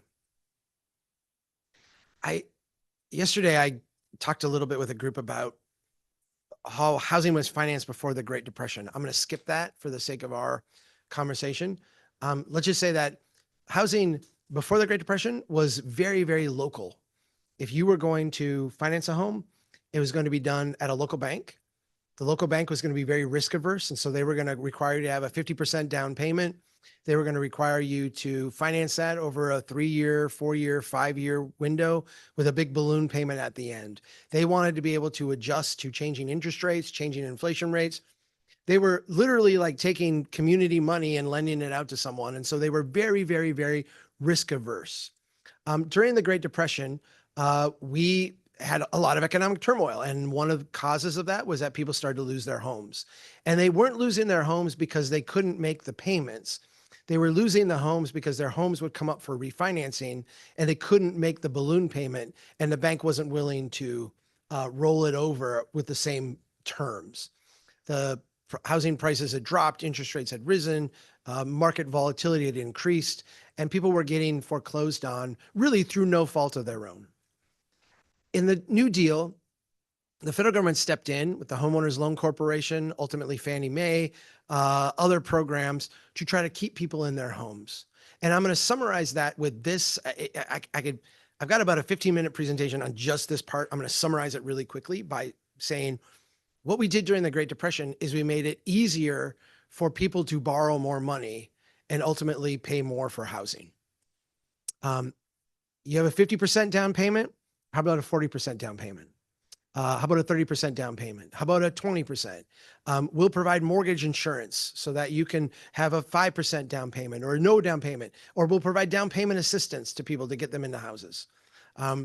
You have a 3 to 5 year mortgage. How about a 10-year mortgage? How about 12? How about 15? Ultimately 20-year, ultimately 30-year mortgage. We'll spread those payments out over a longer period of time. These things were done, including lowering of interest rates and providing like sub-market interest rates through the federal government, creating a secondary market of Fannie Mae and then ultimately Freddie Mac and Ginnie Mae in the 1960s in order to, during the Great Depression, stop prices from going down. We were in a deflationary spiral. The more prices dropped, the more people were foreclosed on when their balloon payment came due. The more people who were foreclosed on, the more houses were put on the market, the more prices dropped. The more prices dropped, the more people were foreclosed on, and we were in this deflationary spiral. We stopped it by extending payments, helping the market stabilize. And after World War II, when we reached that growth machine phase, we used these same programs to juice the market, to build that middle class, to create all kinds of opportunities for people to borrow money over long terms at low rates with little decreasingly amount down in order to get into housing during this housing boom. I mentioned this one before. I didn't know I was going to present to the same group, but I showed you this, how we lowered GDP. I feel like there's a really important story here for us psychologically, because if you listen to economists today, they will talk about growing our way out of debt or growing our way out of difficulty. And even you in the room a little bit here, we don't have the money to maintain stuff. You know what we need? We need more growth. That really only happened in this 2.5 decades after World War II. This is kind of where that cultural imprint is for us as Americans. We had really, really high debt to GDP ratio. We grew our GDP, so our economy grew robustly. Our federal debt hardly grew at all, and that had that debt to GDP ratio come down to reasonable levels. What is not part of this story, but should be, is what happened to private mortgage debt.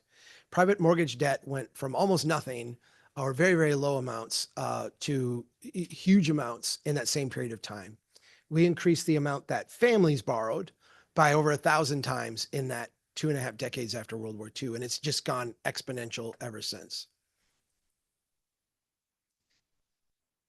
Here's what happened to housing prices. And there's a couple lessons I want you to take away from this that I'm going to try to compress into 60 seconds or less. This is housing prices over time. This is the Case-Shiller Index. If you look, it starts on the left in 1945 at the end of World War II. You see at the end of World War II, there was a little period of volatility, and then house prices start this long decline, this long, like slow decline. What you see there is the efficiency of markets coming to bear. We were building a new version of America, this new kind of style of building. Just like big screen TVs have become cheaper over time, and iPhones have become cheaper over time because we figure out supply chains and delivery mechanisms. What you're seeing there in the first couple of decades after World War II is housing prices becoming cheaper because we figured out how to build them cheaper. We figured out how to tighten up supply chains, get the lumber to there quicker and easier, standardize things, set things up. Then you see a series of financial bubbles. I call the first one the first inflation bubble, the second inflation bubble in the 70s and early 80s.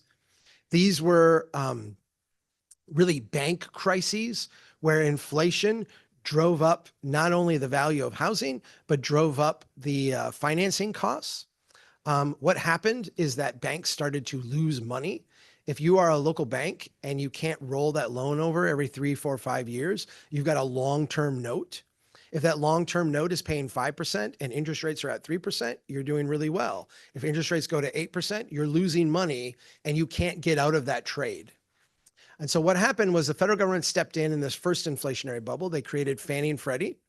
They created Freddie Mac and they created Ginnie Mae to buy mortgages from local banks. So the federal government became the loser in that transaction instead of the local banks.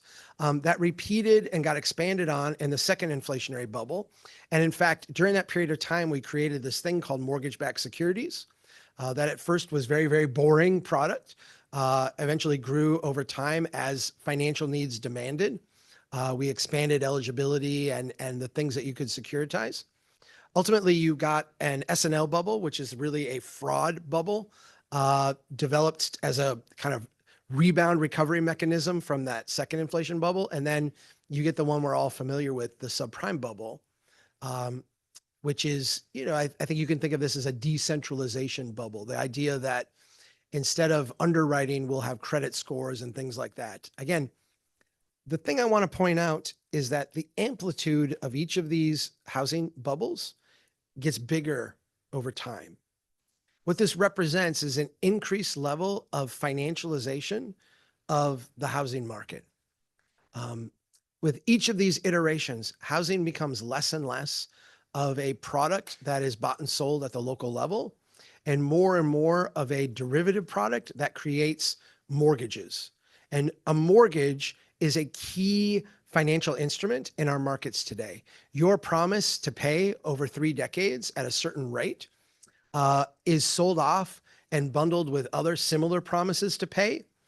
Those are cut up into securities. The securities are sold off to banks and pension funds and insurance companies. Banks are allowed to keep as their cash reserves mortgage-backed securities, so bundles of these loans. And what this has done is it's created an insatiable appetite or an unsatisfiable market for these financial products, for more and more homes to be built and more mortgages to be issued. Here's where we're at today.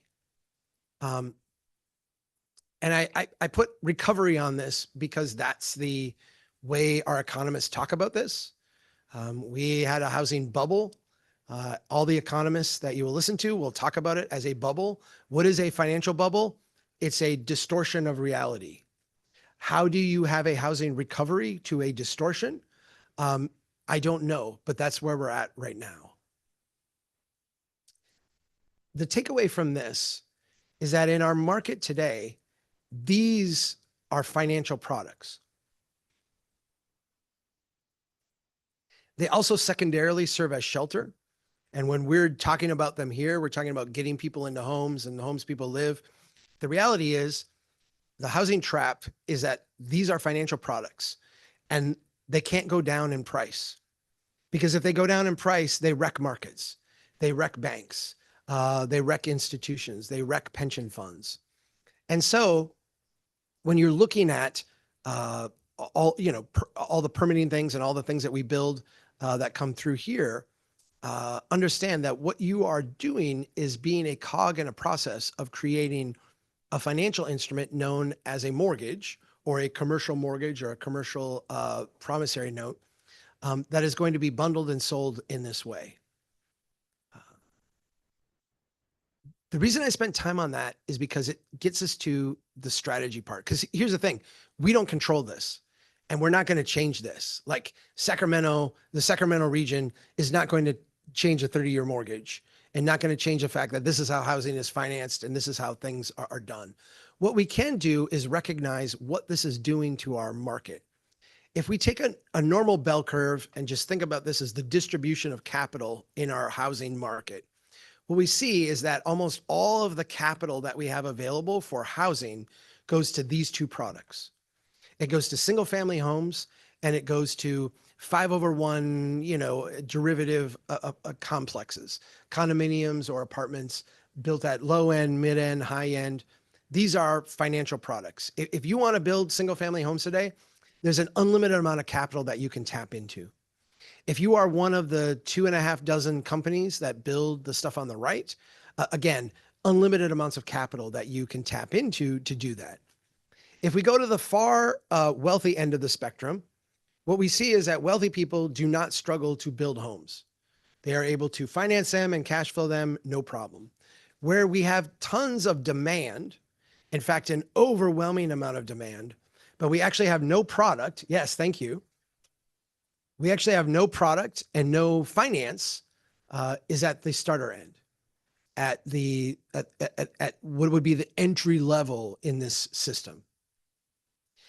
If we think about what those entry level look like, they don't look crazy. They look very, very normal. We have a lot of people who have single family homes. In fact, 2 out of 3 homes in America, more than that, are single family homes, a house with multiple bedrooms. 2 out of 3 households are 1 and 2 person households. In other words, there's an individual or a couple living in a house with multiple spare bedrooms. In prior eras of humanity, what would have happened in a normal course of things, and if you go around the world, you actually see this happening pretty widely. It doesn't happen here in the US, is that someone who is house rich and cash poor would put on an exterior door on one of these bedrooms, throw a kitchenette in it, and rent it out as an apartment. That crosses all kinds of barriers for us, you know, from a regulatory standpoint. But from a functional standpoint, it's very easy to do, it's very simple to do, and it meets a demand in the marketplace. Backyard cottages, and I try to always emphasize when I talk about this that we should stop calling them ADUs. An ADU sounds like a disease that you catch, not something that you want next to you. I realize that planners use this kind of nomenclature to describe things because we have dwelling units and we have accessory units, and hey, this is an accessory dwelling unit. If we want people to embrace these and understand them, a backyard cottage is something we can all relate to. The idea that, you know, your neighbor would have, instead of putting their mother-in-law into a home, allow them to live with dignity in the backyard in a nice little unit, help out with the kids, be there for dinner. This is all very human, very moral, very normal things that societies have done throughout millennia. This is another product that doesn't exist in our marketplace today, except as kind of a side fetish. We build tiny homes sometimes and talk about getting homeless people into them. I understand, and I'm not criticizing those efforts, but the reality is humans throughout all of human history used to build 400, 500 square foot homes. In fact, you can go to your historic neighborhoods today and look at them, and they're full of starter houses. They're full of tiny homes. Now, they're not tiny anymore, because what happens when you build a small starter house is that when you save up some money, you put an addition on the back. And when you save up a little more, you put a second story on. And these things grow and change and evolve over time as our capacity grows. We don't finance these today. It is almost impossible to get financing for a 400, 500, 600 square foot home. Yes, this was the standard way we built cities, you know, a millennia ago, back going thousands of years. In the book that Daniel Harrigus and I wrote, Escaping the Housing Trap, we identify the strategy that we can do here locally to change the market as one where we build these entry-level units. We have these entry-level units, in a sense, flood the marketplace and change the dynamics of our local market. There's 3 steps to doing this. The first one is reforming our codes. The second is creating an ecosystem of people who will actually go out and build this stuff.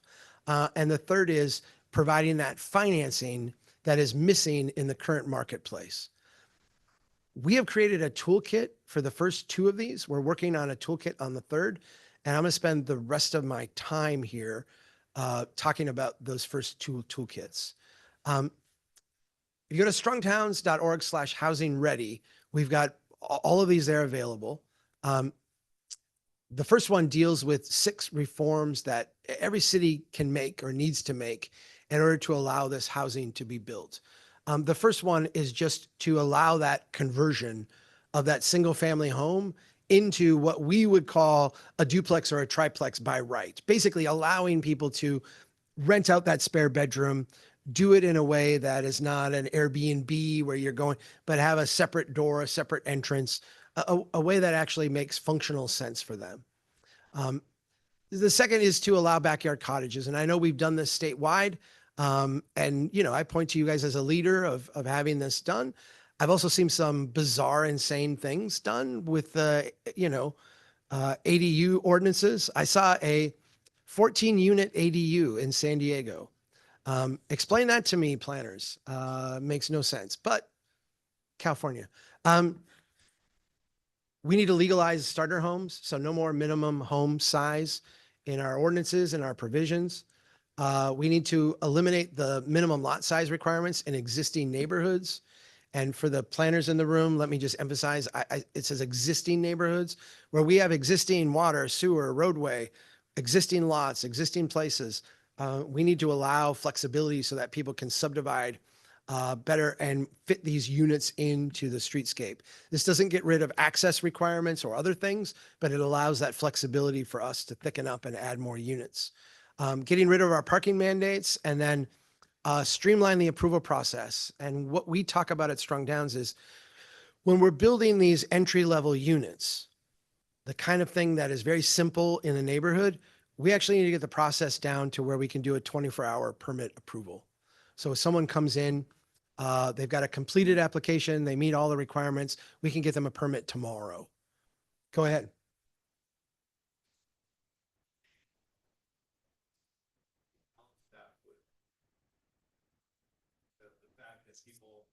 Will drive?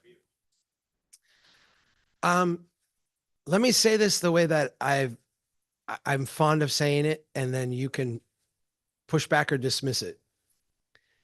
When we have parking requirements and a housing shortage, what we are doing is we are saying we are more sensitive to the tension someone will have in finding a place to park than we are sensitive to the tension that someone will have finding a place to live. I am not suggesting that any of these things solve tension. What I'm suggesting is that they shift tension from one to another. When we have parking requirements, what we do is we overemphasize the convenience of parking, and we say we don't want anyone to experience that problem, or we want that problem to be minimized. But we've accepted then other problems that are derivative of that, such as we devote a lot of space to parking that can't be housing, that doesn't pay taxes, that, has all these other things. So that's my answer.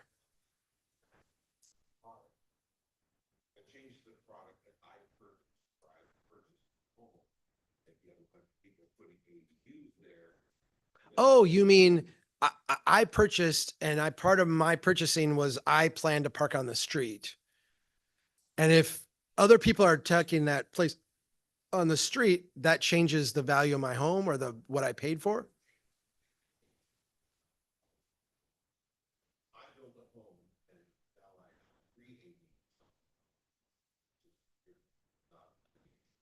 Yeah.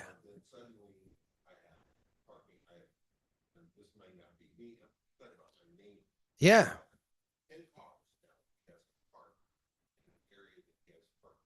Uh-huh. Yeah.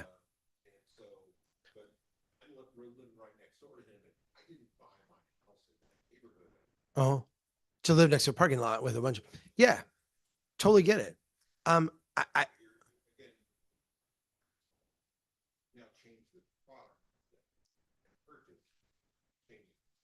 Yes. So let me go back to my last presentation. No neighborhood should be subjected to radical change. No neighborhood should be exempt from change. And so I feel like you're saying one thing that is reasonable and one thing that, if taken to an extreme, is not reasonable. The one thing that you're saying as reasonable is this feels like a more radical change than what I signed up for.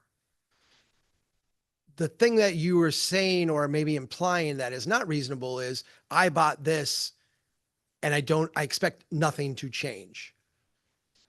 I feel like there's a nuance of those two things that is reasonable. This is where I struggle in California, because in most of the country, when you say backyard cottage or ADU, you mean a backyard cottage. In California, you can't just do that for some reason. You have to have, oh, we'll build 3 backyard cottages. We'll build 14 of them, the one I saw in San Diego. Here's the way I would describe what your experience is and what the tension I see in California in general. We've so distorted things that whenever we allow a tiny bit of change to happen, it becomes radical change immediately, because there's such pressure in the system that you just see this stuff pop up all over the place, and it kind of creates its own like negative feedback loop. If you came to me and said, we're going to plan this city and we're going to implement an ADU ordinance, and I am against all ADUs everywhere, I would say, I'm sorry, I feel like your neighborhood needs to be allowed to change. And we would disagree on that. If you said, I don't think it's reasonable that in my single family neighborhood, as we're trying to adjust to parking demands over time and figure out how to finesse this, that we should flood it with 3 backyard cottages and half this building, I'm totally with you. Like, yeah, that doesn't make sense. That's to me, the adjustment you're trying to make, because I said tension over parking, you're going to create tension over parking. Let's let that tension work out at the same time. Does that make sense? Okay. I'm an incremental guy. And so I do sometimes struggle in California because you don't do anything incrementally. You know, you just have an aversion to that for some reason. Okay. If we get the right regulations in place, the second problem we run into is that there's nobody to build this stuff. And, you know, I was in Marysville yesterday. I was in Yuba City yesterday, and I heard in both places, like, you know, where are the developers that are going to build this stuff? The developers that we have are out building single family homes and apartment buildings. I can't even get someone to come lay tile or fix my electric thing or do something reasonable in my house. They just don't exist. And this is very true. If we think that existing developers are going to come in and build this stuff, take the spare bedroom and make it into an accessory apartment, build the small house, like it's just not going to happen. So what we need is we need a new brand of developers. The thing is, they exist in your city. You just need to actually get them off the sidelines and into the game. We have gone out and interviewed dozens of people who do this kind of work. And the fascinating thing about them is they all have a backstory that is not a developer's backstory.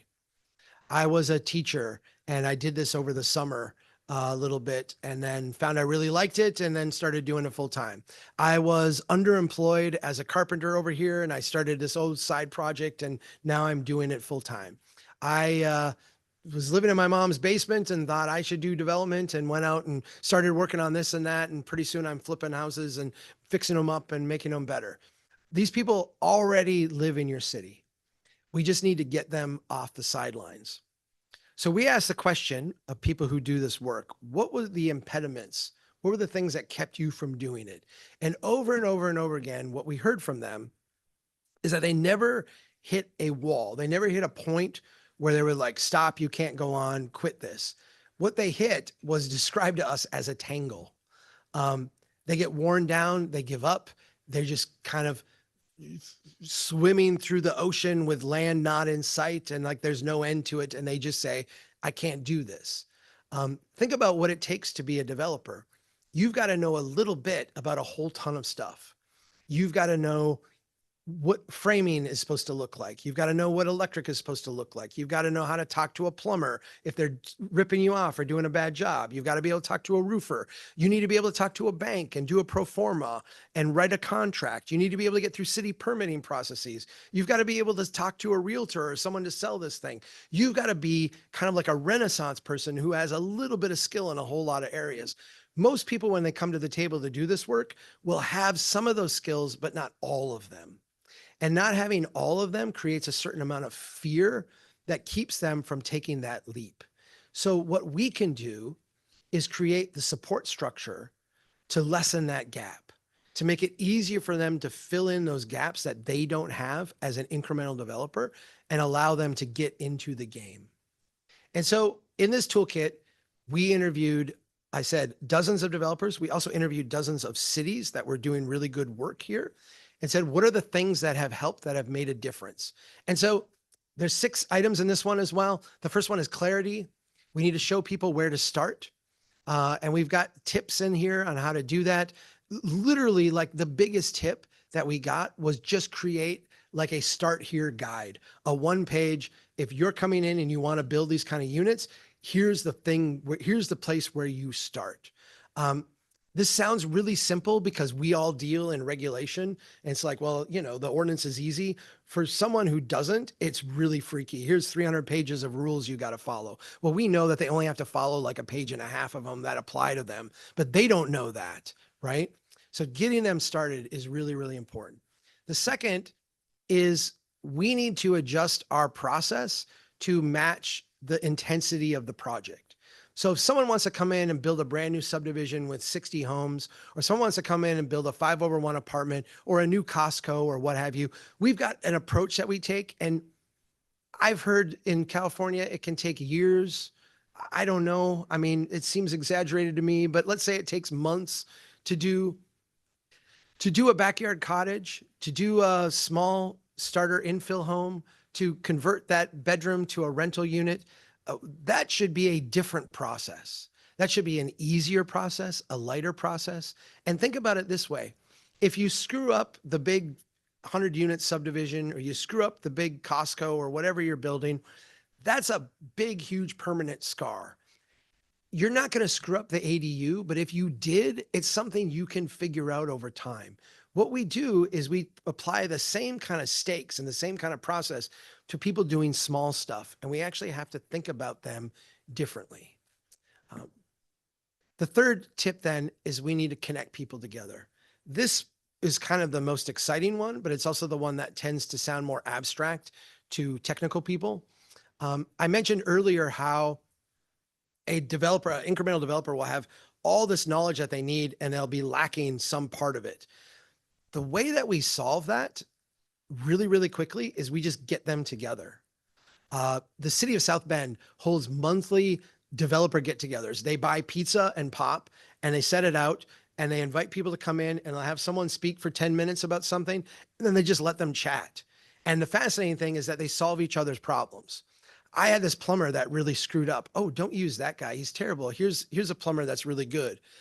I had trouble getting financing for this. What bank were you going to? Oh yeah, don't go to that bank. Here's the card for my banker. And what happens is that these people are not really competitors. They're kind of growing a market. So they're kind of frenemies, but they really benefit from helping each other and kind of building that supply chain that serves the types of units they're building.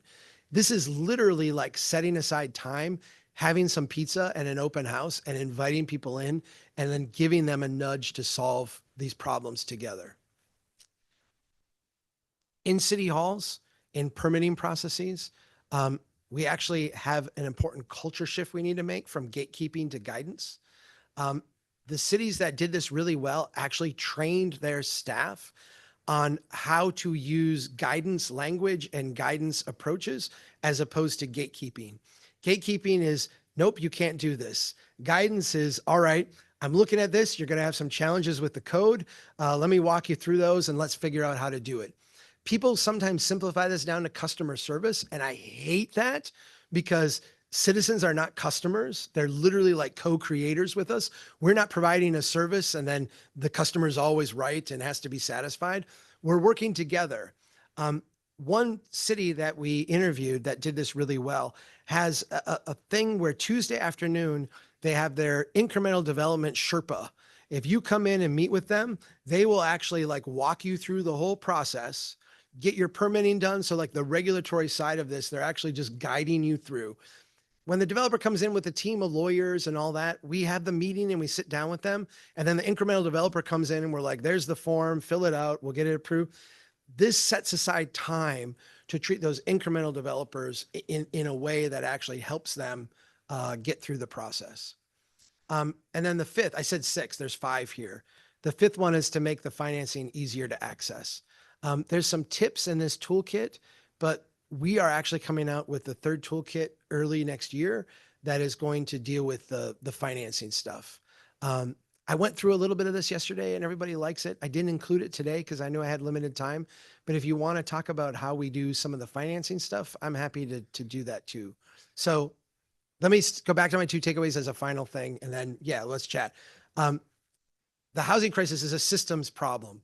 In other words, we have made housing a national financial product.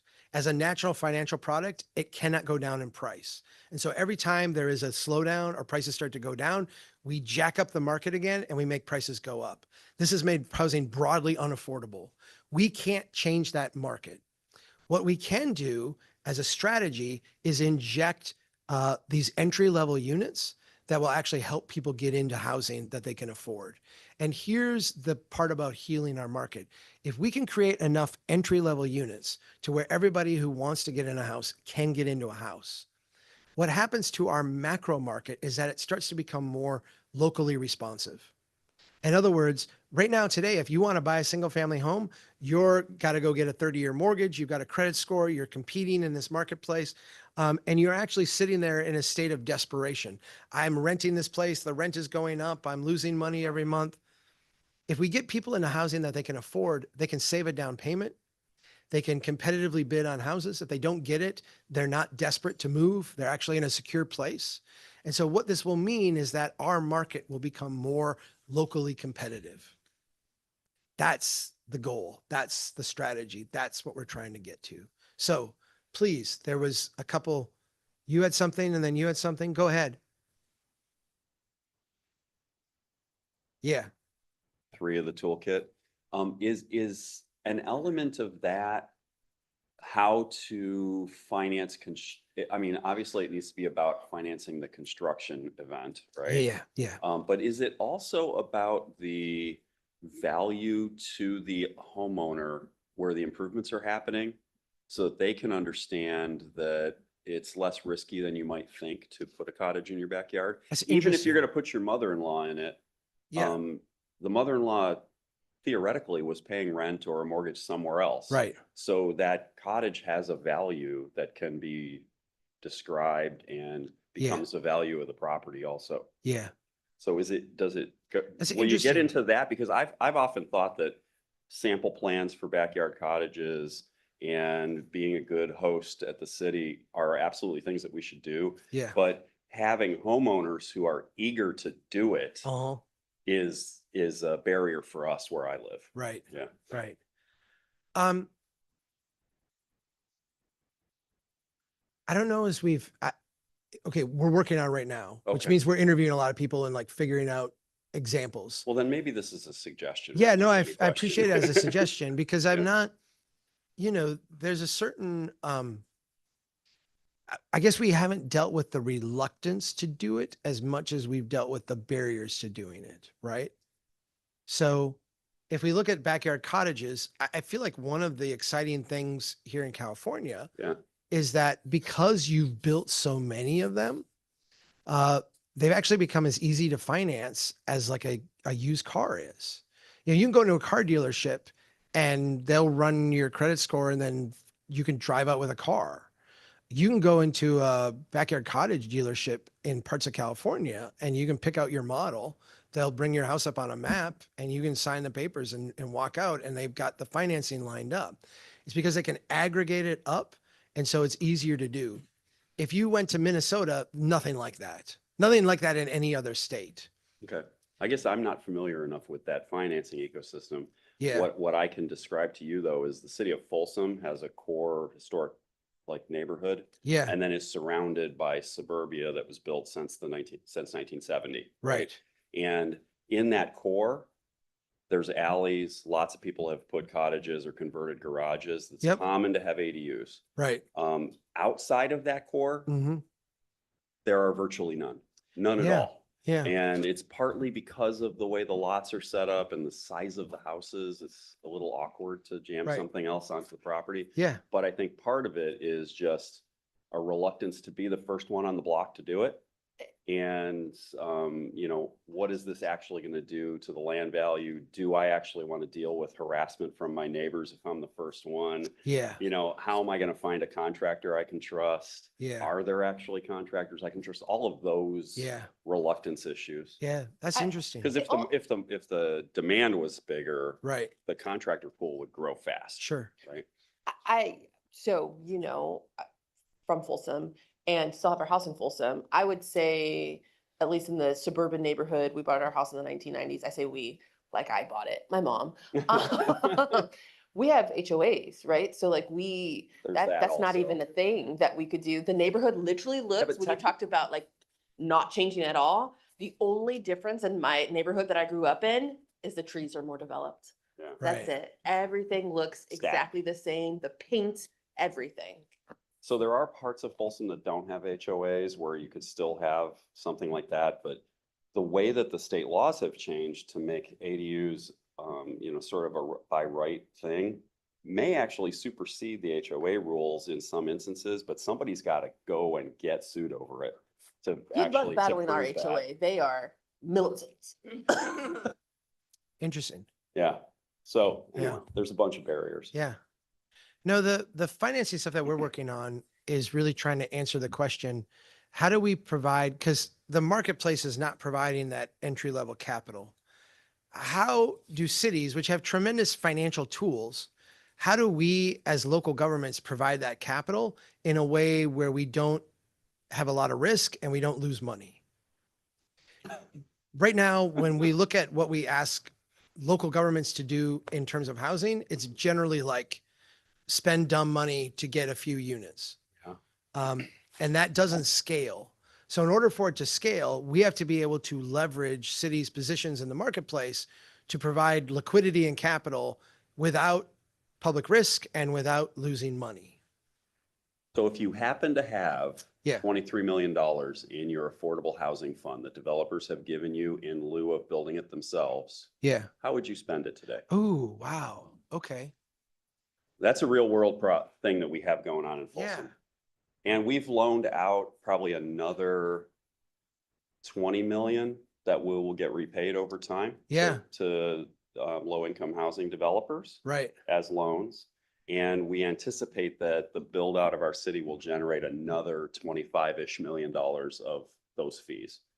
So in total, we'll end up with a revolving fund of 75-ish million dollars. Yeah. That's really interesting. Let me think about that. Again, it's a Yeah, yeah, you know, yeah. No, suggestion you've got for your a bunch analysis. of cash. Yeah. Right. It's so let me give you what the one that I've come across that I really like. Muskegon, Michigan, which I showed you earlier, the storage sheds they did. They're kind of an innovative city. They use tax increment financing to make your down payment. If you build it's got to be, I think it's 900 square feet or less, but it's got to be a small home in an existing neighborhood.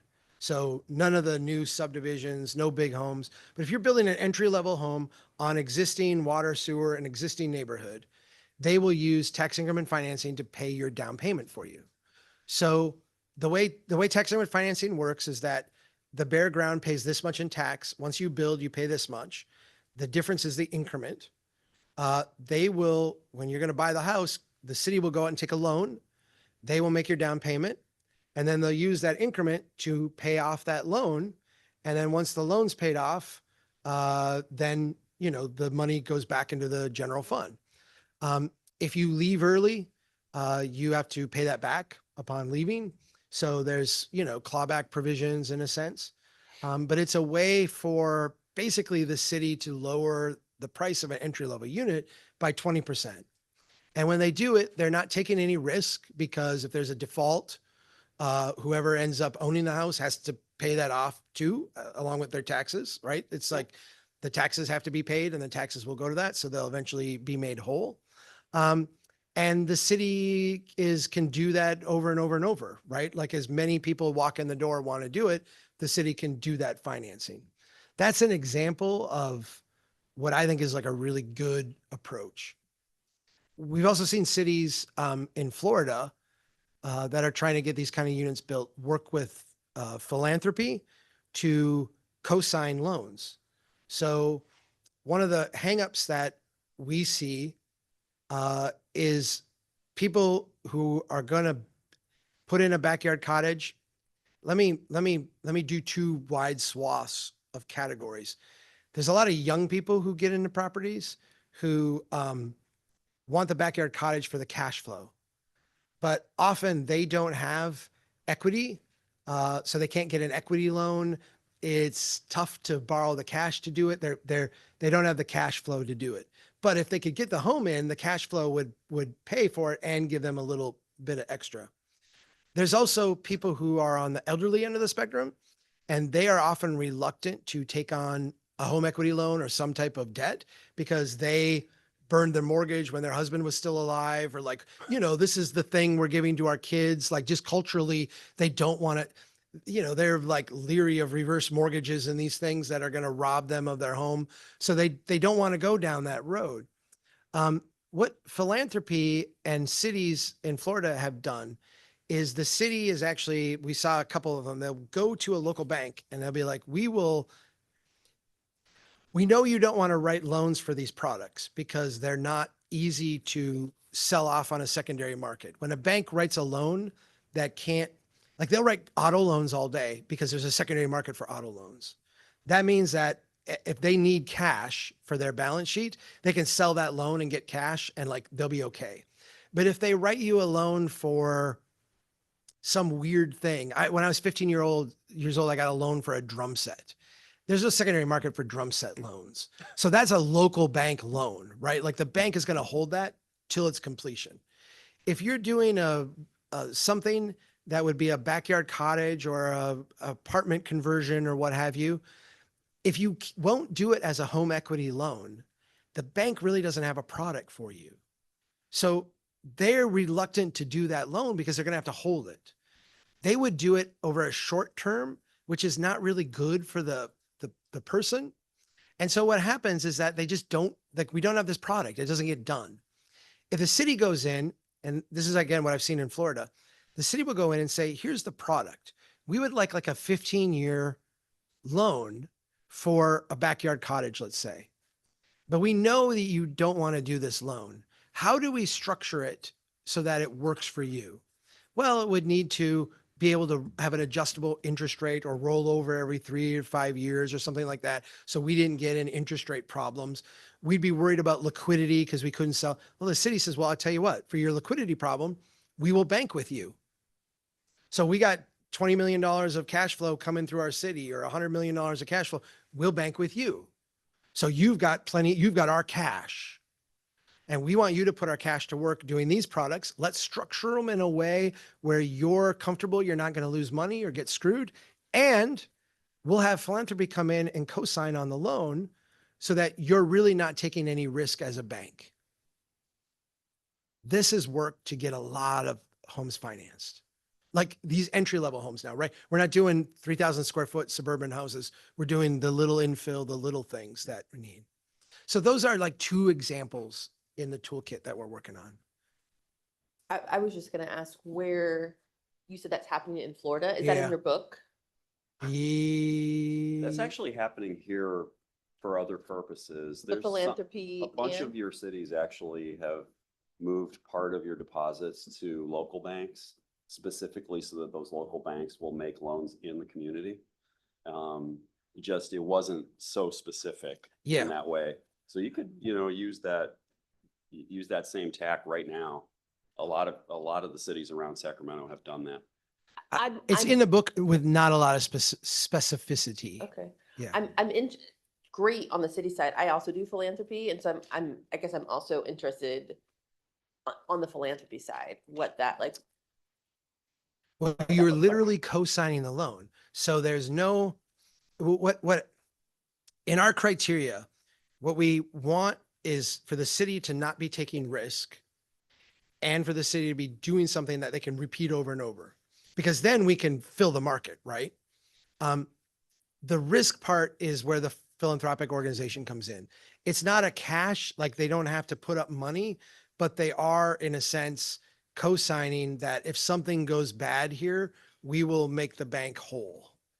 You write it though, you know, it's tied to the property. So the philanthropic organization will get a lien on the property. So they're really not taking a lot of risk either, but they are kind of like a third party guarantor that allows the bank to not have to rate that loan as risky. Thank you. Yeah. Does that make sense? No, it does make 'Cause sense. for- I would love to talk to any of the philanthropic organizations that have done that. Okay. I'd just be fascinated about that. Okay. Let me see what I can do. That'd be The, great. the, you know, as a bank, your balance sheet is really important. And if you have loans that are impaired or riskier than other loans, it matters in how much cash reserve you have. So what we're trying to do is take these loans that are kind of not traditional loans, not things they would know. Because if you do a car loan, it's not risky because you can sell it. Like but if you do these weird loans, they become riskier. And this is just taking it and moving it along the risk curve to where they don't have to have a bunch of cash reserves for it. Yeah. Yeah. Thank you. Yeah. Yeah. Please. Anything more? Go Okay, for it. So mine's less about housing. Wait, were you gonna? Yeah, Okay. no, please. I didn't want to change the topic. So going back to the first presentation that you Yeah. had for us, I was fascinated about this idea of neighborhoods. I'm thinking specifically about in my city, it would be like our older neighborhoods like Broderick and Bright. My colleague here is from Broderick, where there's a lot of passion and love and to where they came from, right? A lot of deep roots and what that would look like. We as a city invested in a relationship with Habitat to have them come in, right? And we do this, you know, they invest in, 5, 50 homes, right? Whatever they can afford. And it's kind of like volunteers from Habitat, including from the neighborhood. Yeah. So there's aspects of that. I'm curious how a city could invest potentially in supporting neighborhood groups to do what you were talking about before. I don't think we have you called it a A strong Sacramento- towns chapter. Yeah. Yes, Yeah. in West Sac. Oh, really? There's one in, okay. Okay. Well, I'm curious. I know there's one in Sacramento. And there's one in West Sacramento also. Google strong towns, it says, it lists your name, so I don't know. Okay, maybe we're in the Yeah. Sacramento one. Well, okay. Ultimately, what we really want to see is city government kind of co-creating, co-participating with people on the ground to build a city, right? Let me give you what I think is like the best example that I've seen. In Jersey City, there's this young woman named Barka Patel. She was hired to be the street safety coordinator. And she was given no budget and a title, but no employees. It's just her. And Jersey City is a rather big city, and they had a lot of traffic violence, a lot of people getting killed on streets. She kind of felt empowered by the mayor to just fix stuff, and she's awesome. So she went out to the storage shed and literally got paint left over from painting the tennis courts, and went out to the neighborhoods where they had the most crashes and and started painting the intersections up to slow people down. And she would try, take out cones and try different things and then measure results. And it was really effective. And she would work with people in the neighborhood, chat them up, talk to them. Here's what we're doing. And over time, as this program kind of started at the very, very kind of block level with just her, they built it up to where they have mobile teams now that you could think of them as like rapid response teams, but they're, think of like a maintenance team showing up and today we're going to go mow the grass over here and we're going to go maintain this and this and this. This is like a team who comes in and their job is to go out and do little patches on sidewalks and fix the street intersections and monitor how fast the traffic's going here and try to slow things down. They've done it at a neighborhood level in a way that was mobile, transformative, and then collaborative with people that were there, because the neighborhoods would start to call and say, we saw what you did over there. Can you come do that same thing over here? It's been really, really powerful because I think part of validating the work that people do in a neighborhood is having the city be responsive to it. And the way they configured this was just really hyper responsive. The coolest part about it is that when you built that ground level of collaboration and interaction, the next level of projects that the city did had to be responsive to it. So instead of kind of the performative, we're going to have a public hearing and listen to you, they actually had to start with the work that had been done on the ground and then build on it.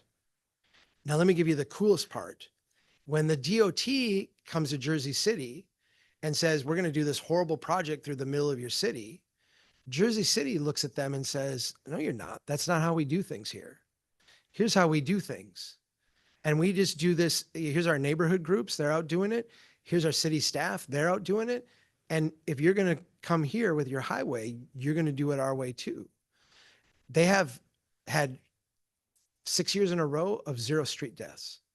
Wow. And if you go there today, you can walk around their neighborhoods. And a lot of this is not like real expensive infrastructure. A lot of it is paint and, you know, plastic bollards and like makeshift stuff. But when they go back and fix the street, they'll then narrow it up there and do it differently. But they've utterly transformed their place with this kind of bottom up neighborhood collaboration, mobile tactical stuff. That's helpful. Thank you. Yeah. Barka Patel, if you want, we had her be our keynote speaker 2 years ago at our national conference. And I'd be happy to share that video with you so you could see it, because it's pretty awesome. She's amazing. She's like a superhero. Yeah. Thank you so much. Yeah. And again, this was kind of regarding your presentation from last time, same kind of deal. I'm from the town of Loomis, 7,000 people approximately. Yeah. And we have very small downtown, and we have a great engineer, because we have a problem with the people weren't stopping at a kind of a busy intersection, and he basically just bought plastic pylons, sturdy ones, like That's awesome. 10 of them. Yeah. On each side to slow our traffic down, and it has worked fantastically.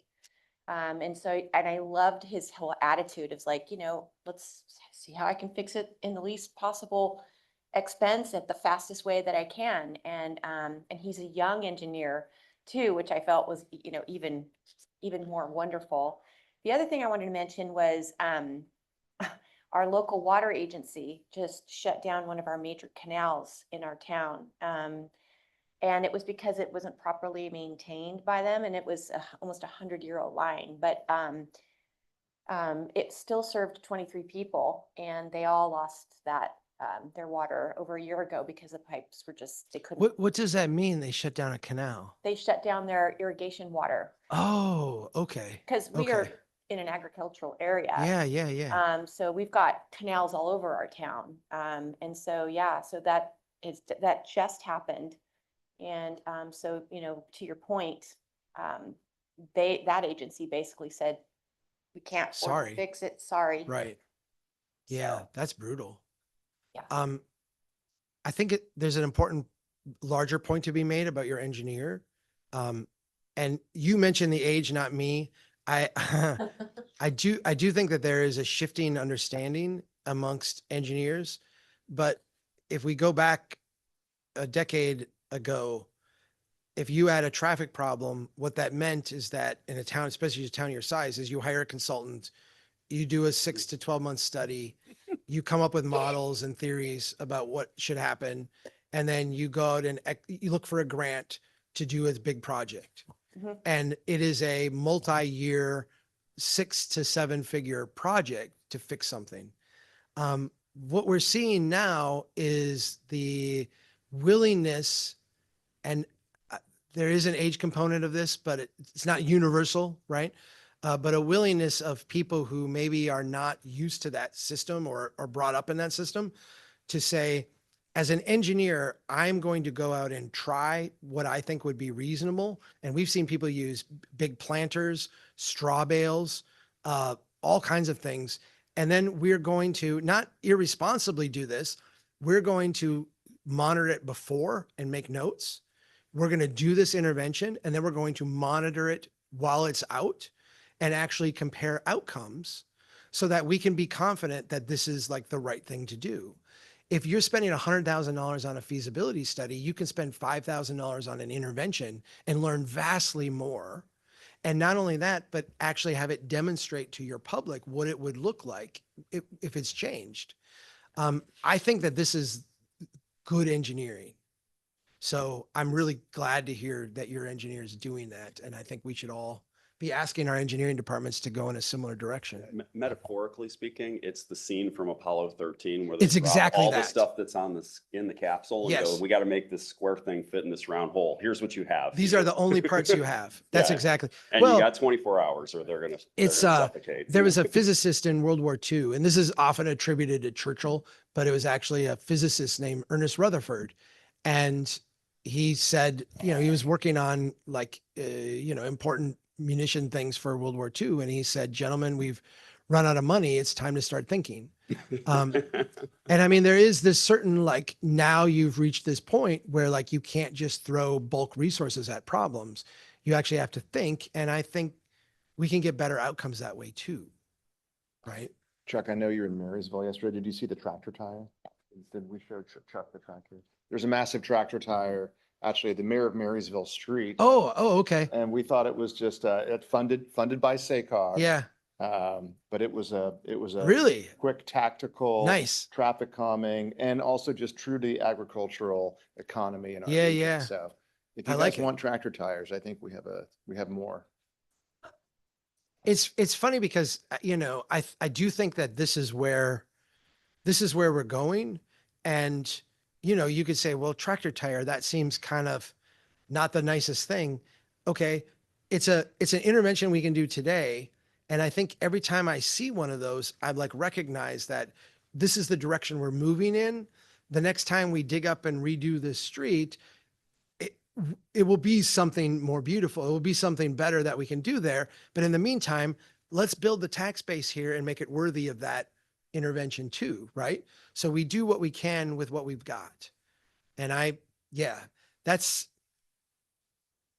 the kind of leadership we actually need right now. We've long had a debate here in this agency, in this body, about the word innovation. And I think there's a lot of sense that innovation has to mean technology. It has to mean shiny stuff, AI. And what I've said to people is that my definition of innovation is you can't afford to do the expensive stuff. Yeah. So you have to get creative. Yeah. I don't know why we can't use that definition. Yeah. Well, when people ask me, I tell them the most innovative cities in the country: Memphis, Detroit, Buffalo, Shreveport. They're places that can actually see the abyss and are willing to go do stuff.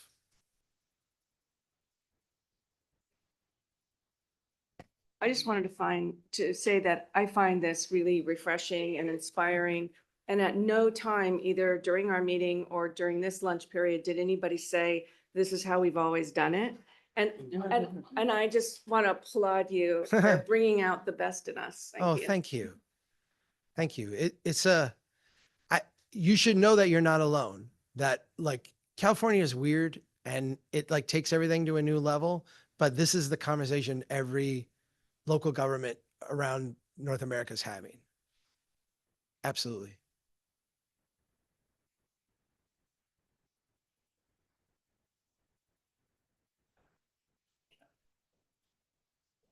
Yeah, well, if you go to that housing ready, strongtowns.org/housing ready, you can get the first two toolkits. And when you do, you can sign up and we'll send you the third one.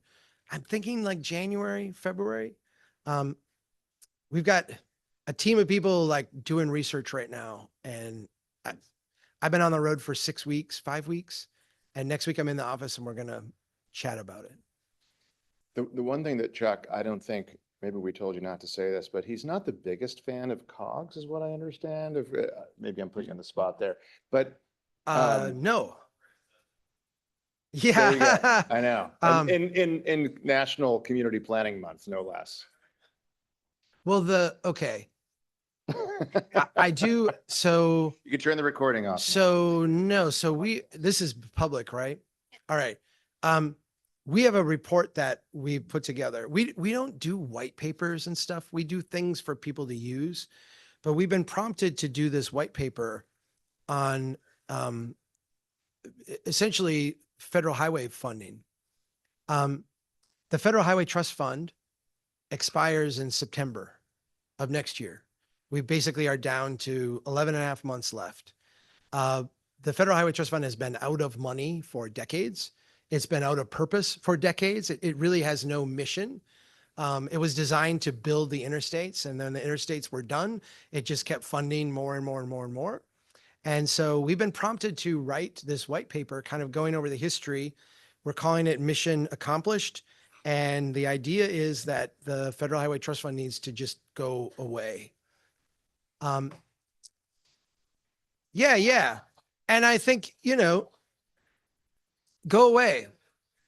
And, I think there's a bunch of ways this can happen, but that's not to suggest that states don't need money to maintain roadways. They obviously do, but the federal government is not helping with this. And if we look at the last infrastructure bill, you still had like a 60-40 split of money going for highway expansions. I mean, Pennsylvania, which is the most broke state in the country in terms of their infrastructure liability, immediately when they got their authorization, went out and built like 30 miles of brand new highway. I mean, just like crazy, crazy stuff, right? Billions of dollars of highway expansions. And so having the states have, in a sense, more control over this money, as opposed to here's what we'll reimburse and here's what we won't, I hope gives more flexibility. The problem is that the COGS, MPOs, they're creatures of the federal transportation funding mechanism. Basically, these things were set up to decide how to allocate expansion dollars. And I know there's some that are doing really innovative work and there's some that have changed, but there's some, and I'll point to Memphis as being one, where you have like a 7-person or 12-person board where the city gets one vote and all the suburbs have an equal vote. And it is no surprise that Memphis is twice the size of Detroit from a land area, but only 2/3 the population of Detroit. It's because all the transportation dollars that come in get spent out on the edge where the votes are on their MPO. So I think that there is a conversation that we need to have as we change what we're trying to do from build more to make better use of what we have. There's really an open conversation about what to do with these regional governing bodies and how they best fit that paradigm. And I think it was great that you actually heard the first item this morning, right? Because you had some of the board members Yeah. sitting around this table argue for we can't afford more. Those were federal highway funds. Right, Right? And right. the balance between preservation and performance. But the other thing maybe I'm now just talking to Chuck, we're just having a one-on-one conversation here, but I do think that your housing work is so inspiring, right? I think you got everybody's attention here.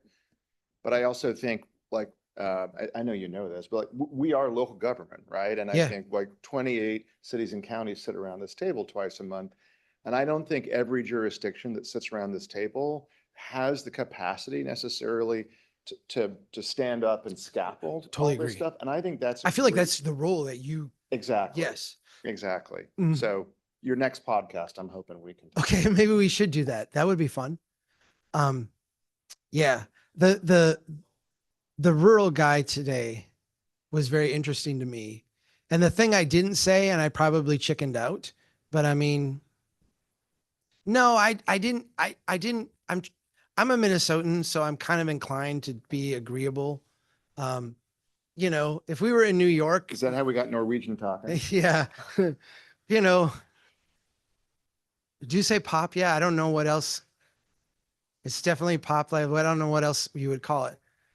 Yeah, it's wrong. I'm sorry. But when you talk about rural roads, you're talking about roads that should, from an ag standpoint, have very low traffic volumes. You know what you do with a very low traffic volume ag road? You make it gravel because you're not using it that much.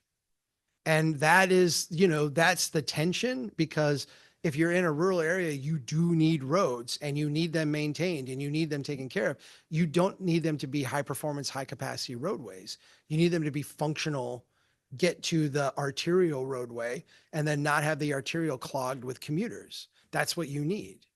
And so there's always this tension because we've got paved roads. The federal government paid to pave these roads. I want my road continue to be paved. And it's not congruent with either the tax base or the use. That's a hard conversation to have. I grew up on a farm and we had a 2-tire path in front of our house.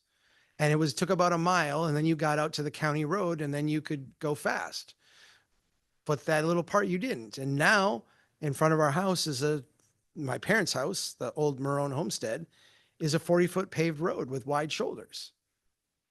It's a county state aid road using federal transportation dollars to widen it.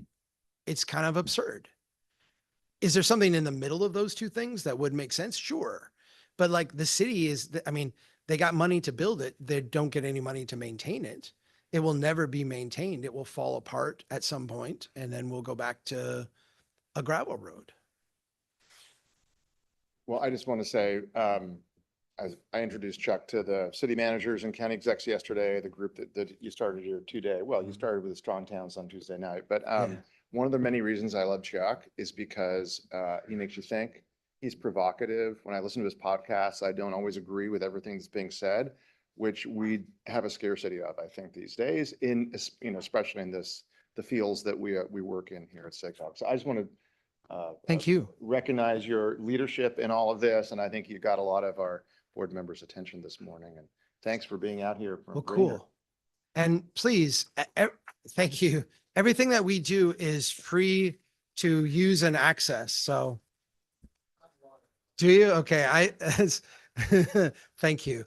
No, strongtowns.org, everything we do is free to use and access. So please, if there's something that is of value to you, I write an article a week. We do 3 different podcast streams a week. We've got lots of video stuff, and it's all designed to be shared with people. So please feel free to use it and access it and have it help you. So thank you. Thanks for the invite. It's always fun to come here.